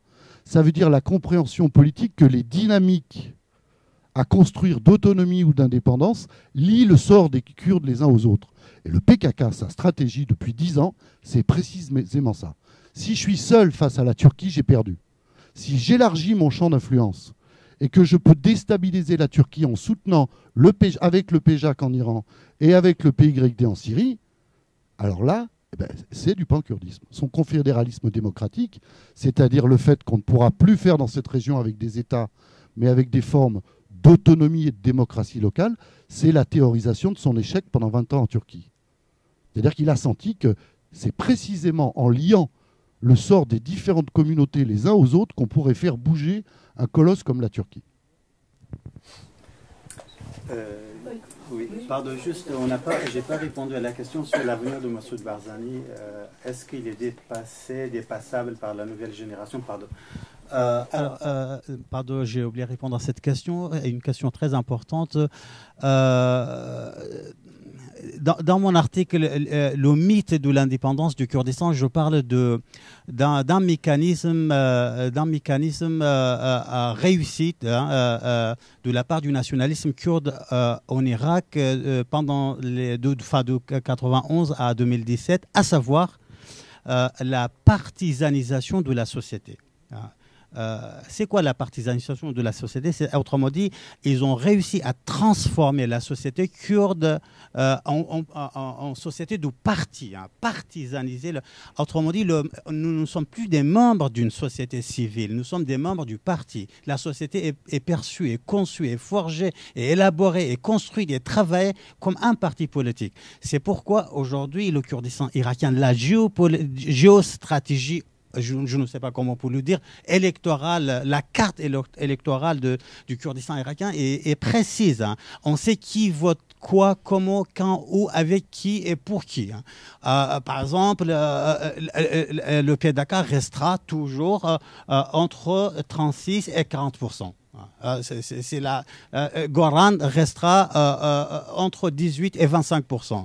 L'UPK total. Enfin, je peux préciser, par exemple, depuis 91 jusqu'à 2017, les islamistes, les trois grands partis islamistes, le groupe islamique, l'Union islamique et le mouvement islamique, Bzutna, Komal et Gultu, ils sont tous les trois restés dans la zone de 17%. Ils n'ont jamais dépassé cette zone-là, la barre de 17%. Et donc, ils ont réussi parfaitement, à la perfection, ce processus de la partisanisation de la société. C'est pourquoi on est parti de père en fils, on est avec le PDK, on mord avec le PDK, on est avec l'UPK, sauf des exceptions, par exemple, une cession de la part d'une branche de l'UPK en 2009, de Noshira Mustafa, qui a fondé le mouvement de Goran. Mais bon, le mouvement de Goran, c'est la prolongation des anciennes stratégies de l'UPK. Alors c'est pourquoi la perspective du dépassement de Barzani me semble pas très très crédible. Voilà. Et je pense Paris, Londres, Washington et même Abadi lui-même, ils ont bien saisi que Barzani est encore l'acteur de référence au Kurdistan irakien. C'est triste, mais c'est la réalité.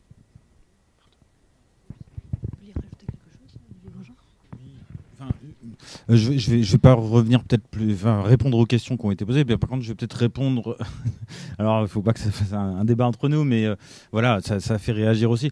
Alors oui, le pankurdisme, je suis assez d'accord. Le pankurdisme du PKK, c'est vrai que depuis longtemps, en fait, ils recrutent notamment des Kurdes iraniens, des Kurdes syriens, etc. Et puis, à partir de 2003, quand ils créent justement le PJAK en Iran, le PCHDK en Irak et le PYD en Syrie, c'est une manière de régionaliser son champ d'action. Alors après, je nuancerai quand même un tout petit peu. Les enjeux, bien souvent, sont très stratégiques pour le PKK. C'est-à-dire qu'il peut lancer une mobilisation en Iran, et puis à un moment donné, s'il a envie de faire copain-copain avec l'Iran, il peut peut-être aussi arrêter cette mobilisation-là. Donc, et c'est pareil un peu avec la Syrie. On sait que le PKK collabore avec le régime syrien, puisqu'on lui a remis les clés en 2012 du Rojava, le Kurdistan syrien.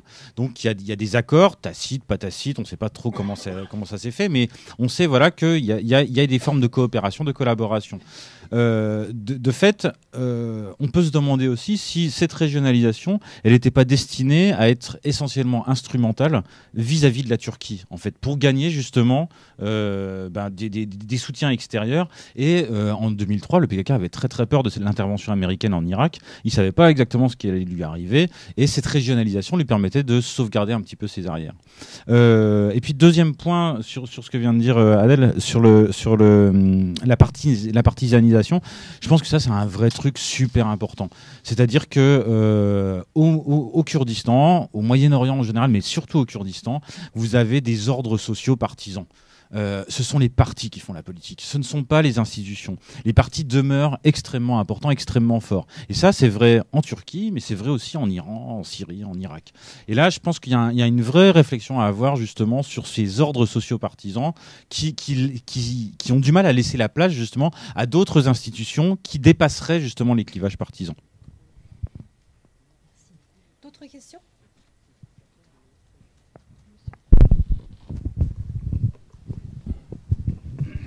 Oui, pardon. Moi, je voudrais juste faire une remarque, c'est que les choses au Moyen-Orient bougent tellement vite maintenant. Il y a 3 jours, l'Arabie Saoudite était embourbée ad vitam aeternam au Yémen. Hier, Ali Abdallah Saleh est tué. Et des perspectives de désembourbement sont perceptibles. C'est pareil, je veux dire, la Jordanie, l'Arabie Saoudite, Israël, les États-Unis. Mais le transfert de l'ambassade à Jérusalem, va avoir des conséquences là-dessus. Ils ne vont pas pouvoir le faire ça comme ça. Donc vraiment, ça change du jour au lendemain. Bon, maintenant, j'aurais juste deux éclaircissements. J'ai l'impression qu'il y a un transfert du mythe du Kurdistan irakien vers le Kurdistan syrien, et je n'ai pas compris pourquoi ça aurait plus de chances d'enclencher un passage du mythe à la réalité dans le cas de la Syrie. Je vois pas très bien. La deuxième chose, c'est que j'ai l'impression que quand on parle de l'Irak, je n'entends que Abadi et Maliki. Mais il y a quand même en Irak, dans leur malheur, ils ont maintenant une société civile et puis ils ont un pluralisme politique. Il y a un mouvement, le mouvement d'Iyad Allawi, qui il avait eu de très bons résultats aux élections, seulement tous les autres partis se sont ligués contre lui. Et c'était un mouvement, pour ne pas dire laïque, mais en tout cas aconfessionnel et progressiste. Il y a même une partie du clergé chiite qui est anti-iranienne, avec Sadr et tout ça. Et quelle influence ça a, tout ça? On a très peu de nouvelles là-dessus. On ne sait pas. La scène politique irakienne, c'est Maliki et Abadi. Je ne sais pas si vous avez des éclaircissements, ça m'intéresserait.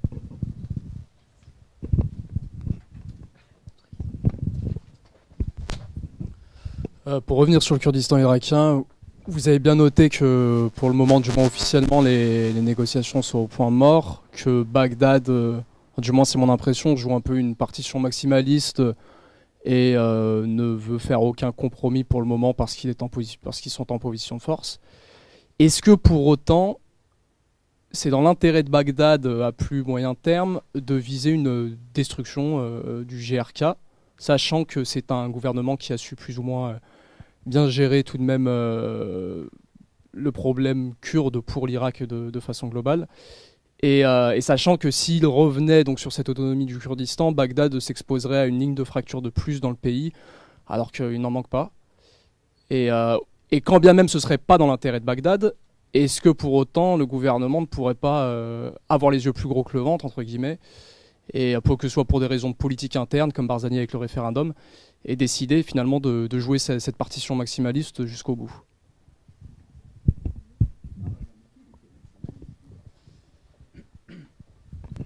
Moi, ma question, elle est assez simple. Depuis la mort de Jalal Talabani, j'aimerais bien savoir ce qui se passe précisément en détail à l'UPK, quelles sont les lignes de division entre les uns et les autres, et enfin, qu'est-ce qui se passe en détail à l'UPK en ce moment?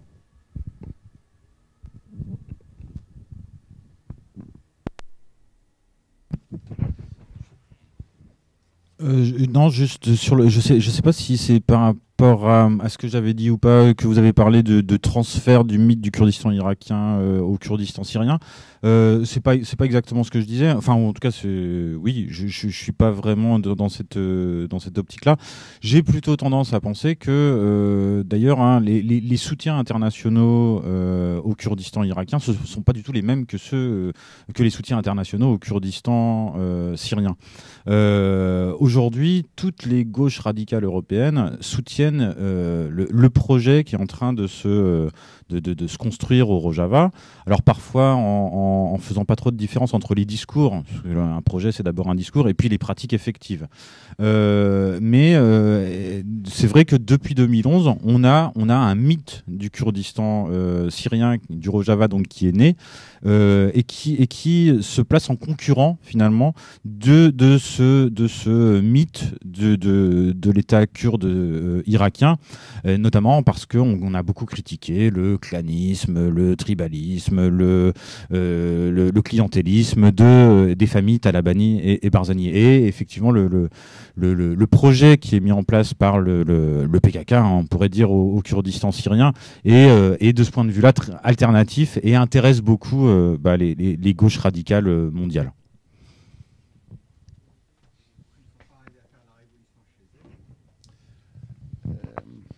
Oui, alors je laisserai la parole sur l'UPK parce que je suis pas au fait comme vous des évolutions, mais vous avez raison, la société, encore une fois, on a une vision de ce qui se passe là-bas au travers de ce que les grandes chancelleries regardent elles.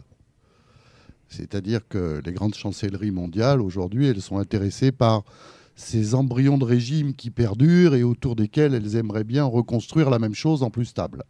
Parce qu'ils n'aiment pas l'instabilité. d'une manière générale. Donc ils rêvent tous d'un nouvel État syrien où tout rentre dans l'ordre, un nouvel État irakien et surtout n'allez pas nous bouger les frontières. Alors là, si en plus on bouge les frontières, ça leur fait peur. Donc ils sont tous en train de se focaliser sur les forces identifiées et existantes. Donc au Kurdistan irakien, il n'y a que M. Barzani. À Bagdad, il n'y a que M. Abadi. On sait qu'à Damas, il y a Bachar al-Assad. Et d'ailleurs, ceux qui le condamnaient hier disent aujourd'hui qu'il va falloir faire avec lui. Vous voyez, la France en fait partie. Et puis on sait qu'il y a Poutine qui vole comme un aigle au-dessus de tout ça. Et on aimerait bien pouvoir reconstruire avec ces choses connues. Et puis il y a le processus de l'histoire en marche avec effectivement les peuples. Parce que ces pays détruits, la Syrie et l'Irak, ce sont des millions de personnes qui ont été jetées sur les routes, des bombes sur la tête, avec des oppositions confessionnelles colossales, qu'elles soient chrétiennes, kurdes, arabes, chiites ou sunnites. Et on ne peut pas exclure que les peuples réinterviennent dans tout ça, via des élections ou autres. Moi, je pense qu'effectivement, en Irak comme en Syrie, la cendre des bombes retombées, j'espère que ces sociétés, et ça sera sans doute le cas, de façon imprévisible, vont reprendre la parole en tant que société civile dans ces questions de reconstruction et que ça ne va pas se faire que entre les grands de ce monde, autour d'une carte, etc. Pour l'instant, je pense que ce qui va naître de ce combat fratricide entre chiites et sunnites en Irak, et avec la défaite quand même partielle du Kurdistan irakien, en tout cas dans sa volonté d'indépendance, aujourd'hui on a du mal à en voir les contours, mais je suis assez d'accord sur l'autre question, c'est-à-dire que est-ce que Bagdad aurait intérêt à revenir, y compris sur l'autonomie? C'est ça la question, c'est-à-dire envoyer son armée et puis même détruire le KRG pour en refaire une région arabisée, pourquoi pas comme Saddam Hussein, en réenvoyant là-bas faire une arabisation territoriale. Je crois qu'ils n'en ont pas intérêt. Tout le monde a vu que le KRG, c'était une zone de stabilité, bonne relation avec la Turquie, stabilité par rapport aux Kurdes iraniens, PKK, donc des gens responsables. Simplement, ils ont voulu récupérer toutes les régions de ressources, pas seulement en pétrole, mais aussi en eau. Je rappelle que le plus grand barrage de Mossoul, quand même, il approvisionne, c'est aussi des ressources hydrauliques. Il y a quand même une vengeance sur l'arrogance des Kurdes d'Erbil depuis un moment qui, grosso modo, ont quand même vendu du pétrole à l'extérieur sur leur dos pendant des années. Donc il y a une volonté de remettre la main. Mais ça ne veut pas forcément dire, et à mon avis, ils ne le feront pas, enfin ça dépend qui, mais ceux qui y sont en tout cas aujourd'hui ne disent pas qu'ils veulent détruire cette autonomie. Je pense que la perspective, c'est de retrouver une forme de fédéralisme dans lequel il y ait cette entité kurde, mais domptée, au nord. Et ce qui se passe en Syrie, comme ce qui s'est passé en Irak d'ailleurs, je voudrais juste rappeler que ce ne sont pas des mythes, même si des mythes se sont construits autour.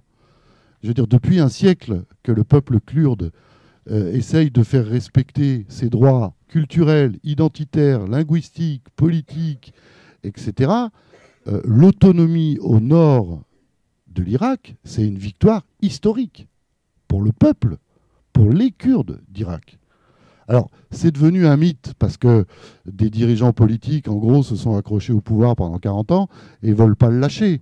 Donc il y a une part de mythologie, mais c'est une réalité concrète. C'est qu'enlever l'autonomie aux Kurdes d'Irak, et vous allez voir ce qui va se passer. Et de la même façon, ce qui se passe en Syrie, ce n'est pas un mythe. Il y a un tiers de la Syrie qui est en train d'échapper aujourd'hui militairement sur le terrain à toute autre forme de contrôle militaire que celui des FDS. C'est une réalité. On le sait tous, les négociations commencent avec le rapport de force sur le terrain. C'est pour ça que tout le monde se bat, d'ailleurs, y compris l'armée de Bachar al-Assad, pour essayer d'aller sur l'Euphrate, à la frontière de l'Irak, pour être les premiers à avoir qui la rive droite, qui la rive gauche, qui tel. Parce qu'à un moment donné, quand on va faire tomber les compteurs de la négociation, et c'est Poutine qui le décidera, personne d'autre, ben on le fera en fonction d'un rapport de force sur le terrain. Et ça, tout le monde le sait. Et en fonction de ça, il y a la possibilité pour la première fois de leur histoire, alors à leur tour, si j'ose dire, pour les Kurdes de Syrie, d'aller au moins vers un fédéralisme syrien, c'est-à-dire un futur État fédéral syrien qui respecte leur autonomie et donc leur identité en tant que Kurdes. Je vous rappelle que juste avant la guerre, il y avait quand même près de 500 000 apatrides parmi les Kurdes de Syrie. Donc c'est pas un mythe. Hein. Ça veut dire qu'on arrive à avoir la nationalité de son pays, la reconnaissance de ses droits, qu'on peut suivre des cours en kurde. C'est très concret. Hein. Et c'est d'ailleurs pour ça qu'il y a une génération entière qui se bat pour ça. Oui, moi dans mon article, lorsque je parle du mythe de l'indépendance du Kurdistan, je parle à un autre niveau avec une autre grille d'analyse. Le nationalisme kurde depuis Cher Mahmoud, même avant, jusqu'à Barzani, Cher Mahmoud 1919, Barzani 2017, il nous parle de l'indépendance du Kurdistan. Mais cette indépendance nécessite des conditions objectives, hein, des conditions sociales, économiques, politiques, militaires, etc.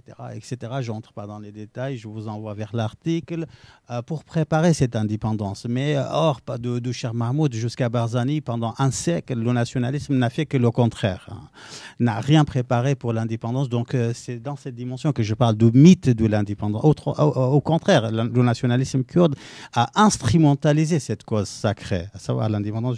Mais bon, je ne vais pas répondre à cette question, sinon je suis tout à fait d'accord avec vous. La société irakienne, personnellement, je pense la société irakienne, peut-être, avec un peu de nuance, n'a jamais existé. Il n'y a jamais eu une société irakienne. Il n'y a jamais eu une nation irakienne. C'est vrai, on avait un État irakien. Des années 20 jusqu'à 2003, on avait un État irakien. Mais à l'intérieur de cet État, c'est un fait. Je suis vraiment désolé, je ne suis pas un nationaliste. Je suis un sociologue qui travaille avec les données factuelles. Quelles sont les données factuelles? À l'intérieur de cet État-là, il y avait trois grandes communautés. Mais il y avait bien évidemment d'autres. La communauté chiite, la communauté sunnite, la communauté kurde. Quel était l'objectif de cet État? L'objectif, c'était construire une nation pour cet État. Cet État devait se construire une nation. Mais l'État n'a pas réussi. L'État, à l'époque de 1921 jusqu'à 2003, par les différentes phases, n'a jamais réussi à construire, à forger, à élaborer de ces trois communautés une nation irakienne. Bien évidemment, on avait l'ethnie arabe, on avait l'ethnie kurde, on avait la communauté chiite, on avait la communauté sunnite, on avait la communauté... Mais moi, je me pose la question souvent, je me dis, mais pourquoi je suis né en 1971? Pourquoi je ne me suis jamais senti irakien? Qui est responsable? Par quelle socialisation je suis passé? Pourquoi, mille questions.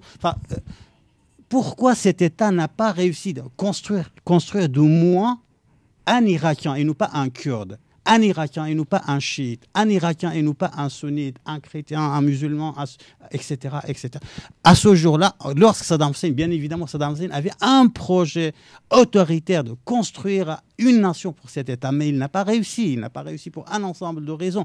Alors, avec sa chute, lorsque Saddam Hussein quitte le pouvoir, tout de suite, on découvre la réalité irakienne telle qu'il est. C'est-à-dire les frontières ethniques, les frontières communautaires, les frontières. On ne peut pas contester cette réalité-là. Vous pouvez bien évidemment rester dans votre bureau à l'UHESS de Paris, hein, dans cet temple, silence total, et construire un idéal type. L'idéal type, c'est quoi? À la sociologie weberienne, nous avons besoin d'une nation irakienne, d'une société irakienne. Ça, bien, pourquoi pas? Pourquoi pas? Mais la réalité, malheureusement, c'est autre chose. Comme les Kurdes n'ont jamais réussi à construire une collectivité politique, hein, mais même au Kurdistan irakien. Au Kurdistan irakien, pendant 27 ans, l'OJRK, l'UPK et l'OPDK n'ont jamais réussi à construire du sud et du nord une collectivité politique. Aujourd'hui, on est au Sorani ou Badini. Je vais politiser un peu. Ou bien on est l'UPK ou le PDK.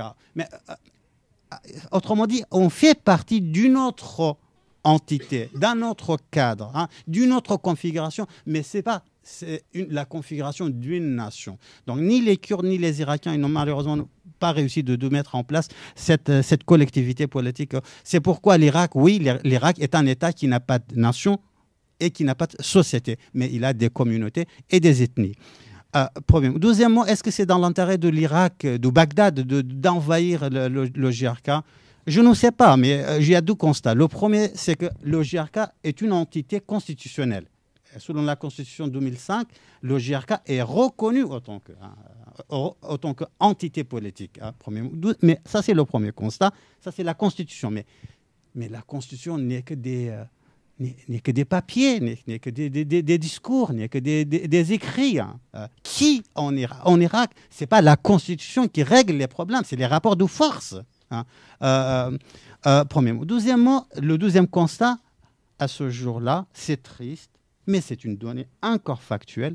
Pour se faire élire dans le champ politique chiite, il faut absolument passer par le filtre de la diabolisation des Kurdes. Plus on diabolise les Kurdes, plus on augmente notre chance de se faire élire. Moins on passe par ce filtre de diabolisation des Kurdes, moins on a la chance. C'est pourquoi Abadi, un homme modéré, accepté par Washington et Riyad, mais aussi par Paris et Londres, l'homme des équilibres, même lui, il n'ose pas s'afficher avec les dirigeants du JRK. Même lui, il n'ose pas entrer dans une négociation officielle avant les élections de mai 2018. Pourquoi? Parce que plus il s'affiche avec les dirigeants du JRK, moins sa chance augmente sa chance de se faire élire. Donc il ne faut pas s'afficher, il faut au contraire montrer un discours autoritariste, se mettre en scène comme l'acteur victorieux face à un JRK. Au contraire, il faut mettre le JRK, les Kurdes d'une manière générale, comme la cinquième colonne, comme les traîtres. Ça répond à une demande populaire, populiste. C'est triste, c'est des calculs électoraux.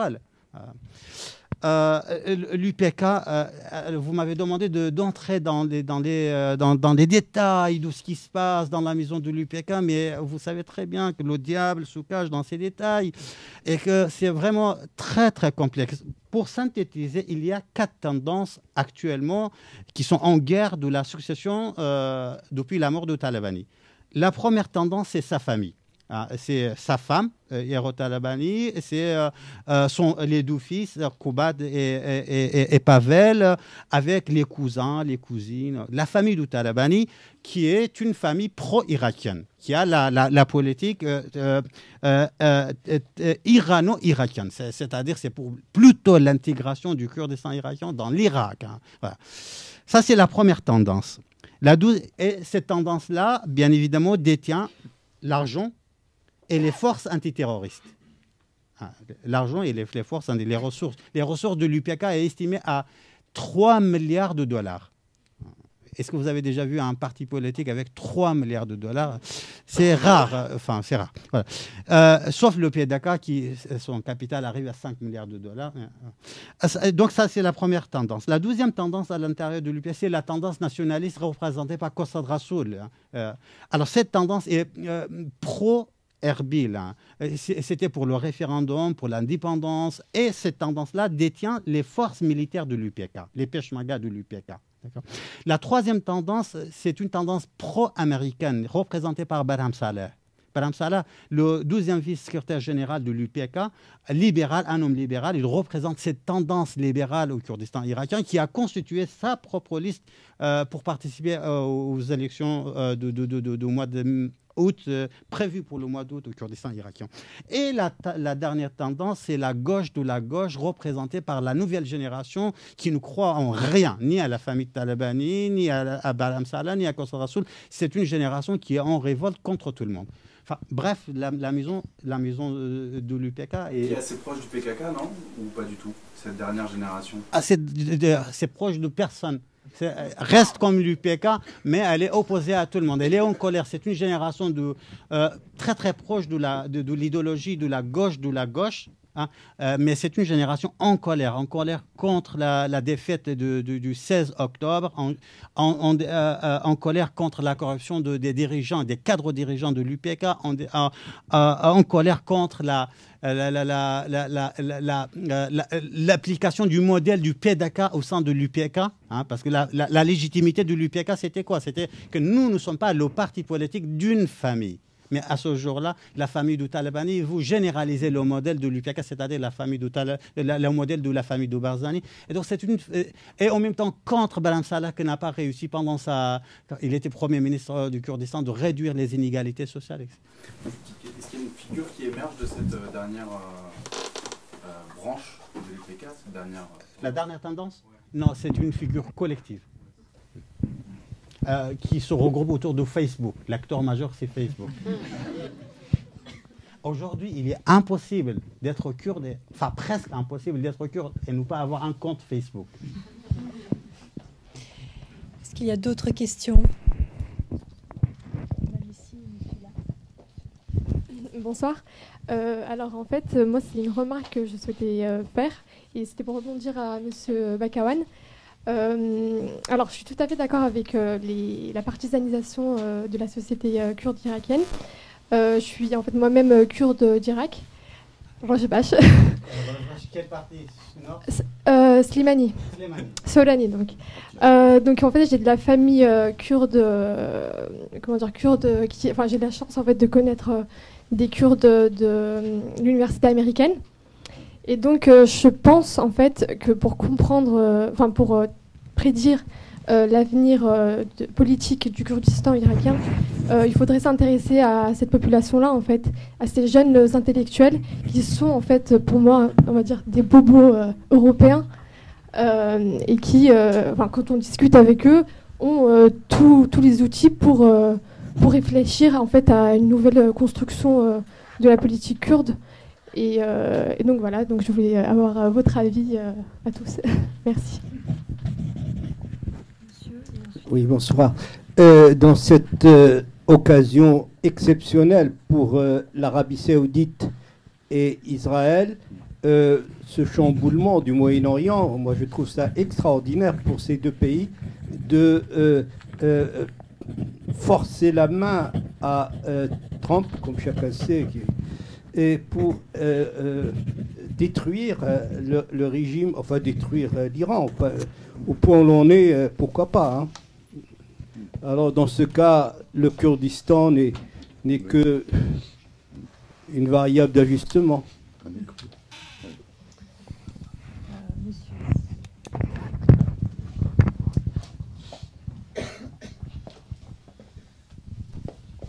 Alors, je voudrais savoir, quand vous parlez de la tendance politique, la nouvelle tendance, ceux qui sont en colère au sein de l'UPK, est-ce que vous parlez du parti ou du mouvement, je n'ai pas trop suivi, qui a été créé par le propriétaire de la chaîne NRT? D'accord.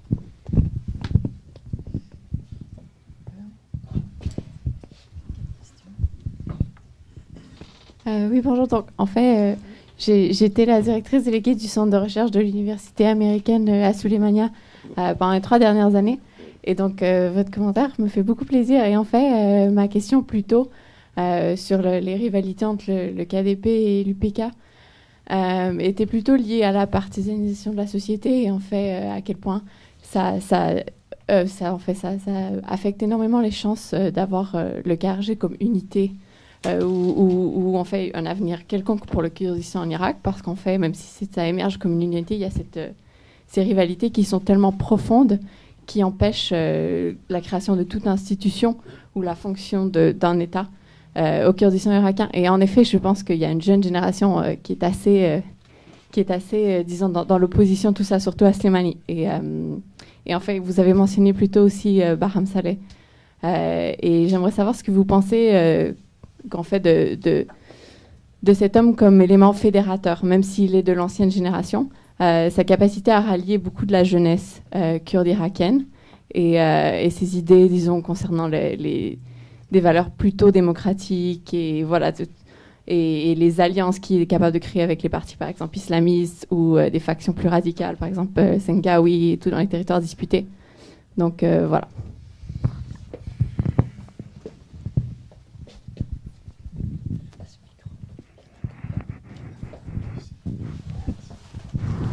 Oui, bonsoir.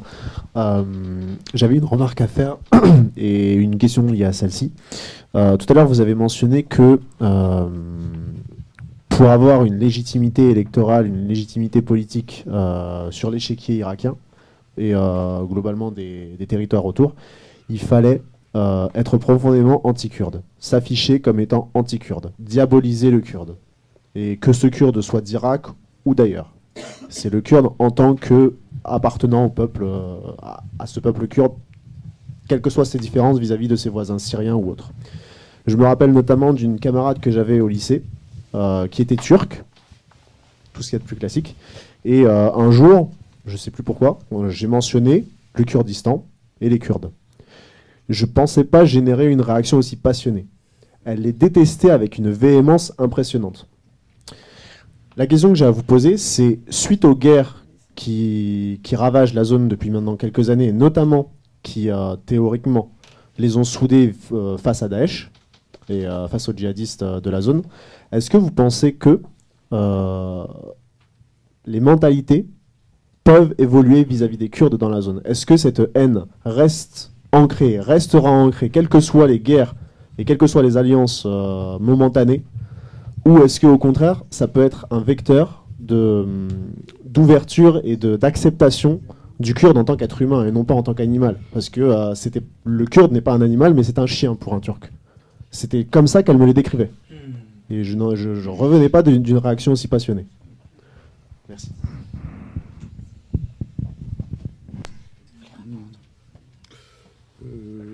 Oui, après, moi, juste peut-être sur ce dernier aspect. J'ai été une vingtaine de fois en Turquie depuis 12 ans. Et évidemment, ce que vous expliquez existe de façon très forte. Et c'est toute l'idéologie kémaliste en Turquie depuis plus d'un demi-siècle a entretenu. Je me souviens, les premiers films que j'ai vus en 2006-2007 sur la télé turque, c'était y compris des séries. L'équivalent de nos séries télévisées, où évidemment, à chaque fois, les enleveurs d'enfants. Bon, voilà. Donc il y a un matraquage idéologique en Turquie contre ce qu'on appelait avant les Turcs des montagnes, pour pas dire les Kurdes, qui est très fort. Mais je veux dire, comme partout, il y a aussi des Turcs qui font la part des choses, heureusement.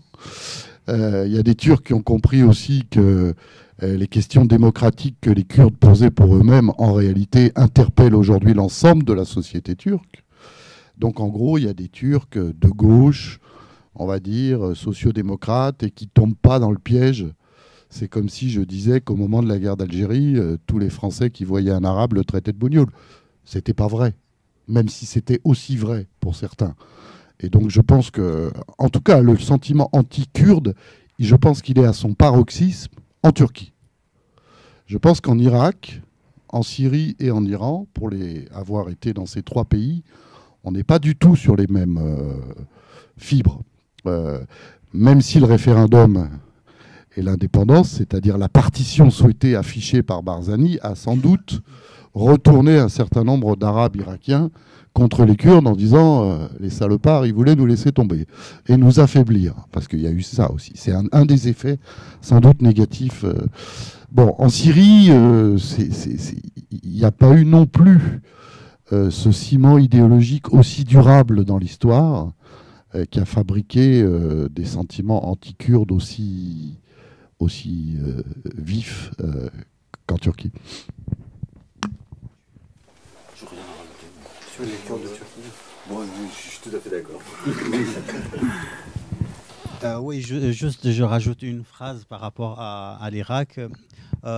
Non, il ne faut pas essentialiser cette situation. Non, ça n'a rien à voir avec la culture, avec les structures mentales, etc. Non, moi je pense que c'est une construction politique. Il est construit politiquement, on peut le déconstruire politiquement. Cette construction politique a été instrumentalisée et il l'est toujours. Et on le fera dans l'avenir par les politiciens. Mais c'est pareil pour les nationalistes kurdes.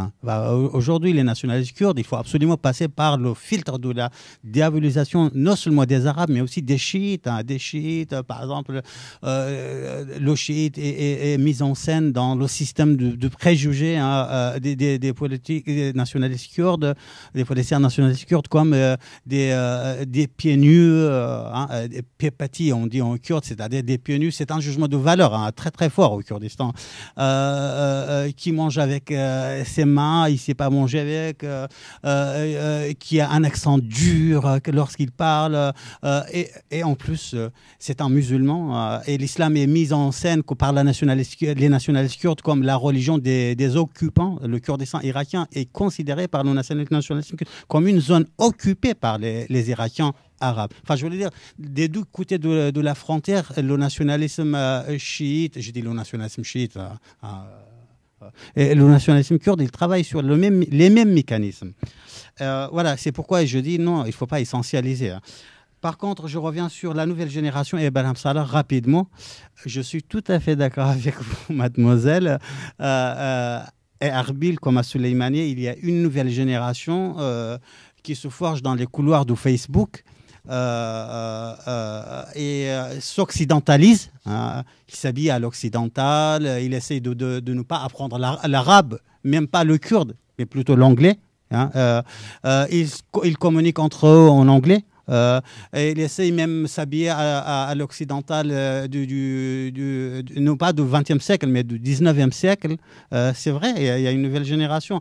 Mais cette nouvelle génération, c'est une petite tendance de cette nouvelle génération. La grande tendance, c'est la tendance en révolte.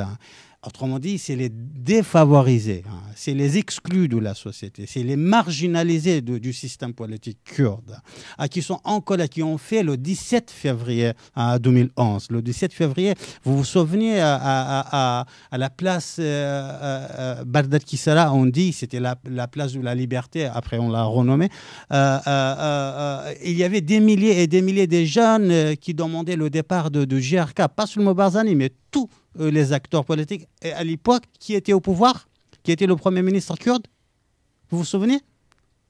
Barham Saleh. C'est Barham Saleh, c'est lui qui était le premier ministre. Et cette génération, cette nouvelle génération en révolte était à Place Tahrir contre lui, et contre Barzani, bien évidemment, mais et surtout contre Barham Saleh qui était le premier ministre. Et on demandait son départ ici et maintenant, là, tout de suite, sans négociation. C'est pourquoi aujourd'hui, cette génération en révolte, ne trouve pas son compte dans la coalition mise en place par Barham Saleh, mais plutôt il trouve son compte chez Goran. Et même à l'intérieur du Goran, il y a à peu près 5 tendances. Ce n'est pas la tendance conservatrice, ce n'est pas la tendance, les dinosaures, les anciens dinosaures de l'UPK. Et même pas, c'est la tendance des ex-islamistes que j'appelle les déconvertis. C'est la tendance de la gauche de Goran.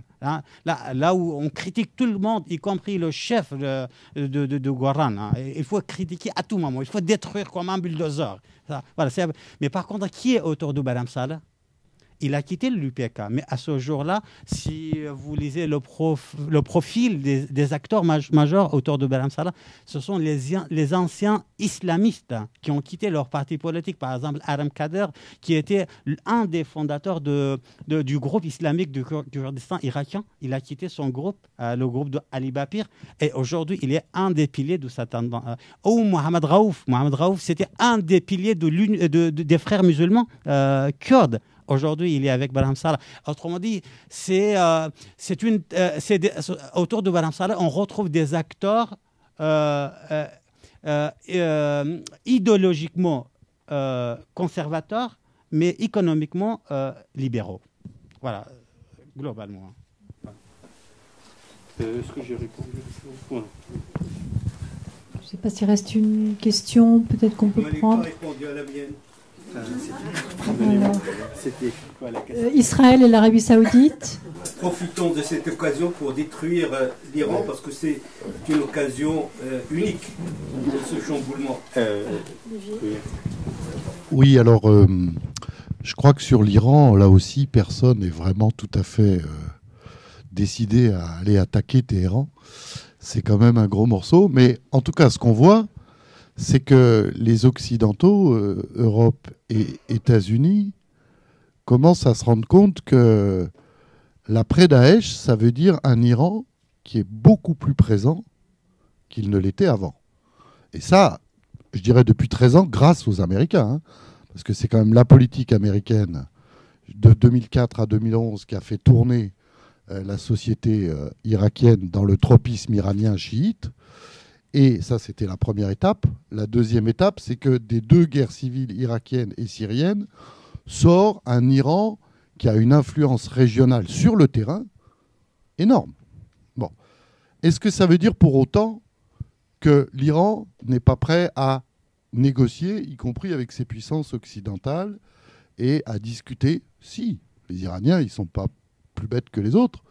Ils profitent de cette extension de puissance régionale. En même temps, ils se rendent bien compte aussi qu'il y a d'autres acteurs. Il y a la Turquie, avec laquelle ils sont en rivalité aussi depuis un moment. Il y a Israël, il y a l'Arabie Saoudite, il y a le Yémen. Vous voyez que pour l'instant, ils ne sont jamais intervenus sur le terrain au Yémen. Ils ne l'ont pas fait pour l'instant. Bon. Même s'ils soutiennent derrière, alors qu'ils sont intervenus sur le terrain en Irak et en Syrie. Ils pourraient le faire au Yémen. Donc vous voyez, chacun joue son jeu. Alors là, il y a une espèce de comment dire, de côté occidental, il y a une sorte de regain d'intérêt sur cette menace. Vous avez vu que même notre président Macron a changé de discours sur l'Iran, là, il y a quelques jours, ce qui est un fait nouveau. Bon, donc chacun essaye de voir un peu en fonction des desiderata des uns et des autres. Mais enfin, à l'Iran, pour l'instant, il y a Poutine qui est avec, parce qu'à Sochi, ils se retrouvent quand même tous les trois, et à Astana avec la Turquie. Donc vous voyez que c'est un jeu à plusieurs bandes. Et je pense dans ce jeu à plusieurs bandes, personne aujourd'hui, même de façon coalisée, ne peut prendre le risque d'attaquer Téhéran. Personne, pour l'instant. Est-ce qu'on prend cela pour une conclusion pour ce débat? Vincent Hugeux. Très court. Indépendamment des allégeances partisanes que vous avez évoquées à plusieurs reprises, est-ce que vous sentez chez vos interlocuteurs kurdes une sorte de sentiment de malédiction historique de la trahison? Je référence aussi évidemment au traumatisme de 1991 et l'idée qu'au bout du compte, on sera toujours trahi, y compris par son parrain et son protecteur supposé, notamment américain. Alors, d'une manière vraiment très très synthétique, c'est un très très bon constat nourri, construit par les acteurs nationalistes kurdes. Les acteurs nationalistes kurdes, à tout moment, essaient de socialiser toute une génération sur cette idée de trahison.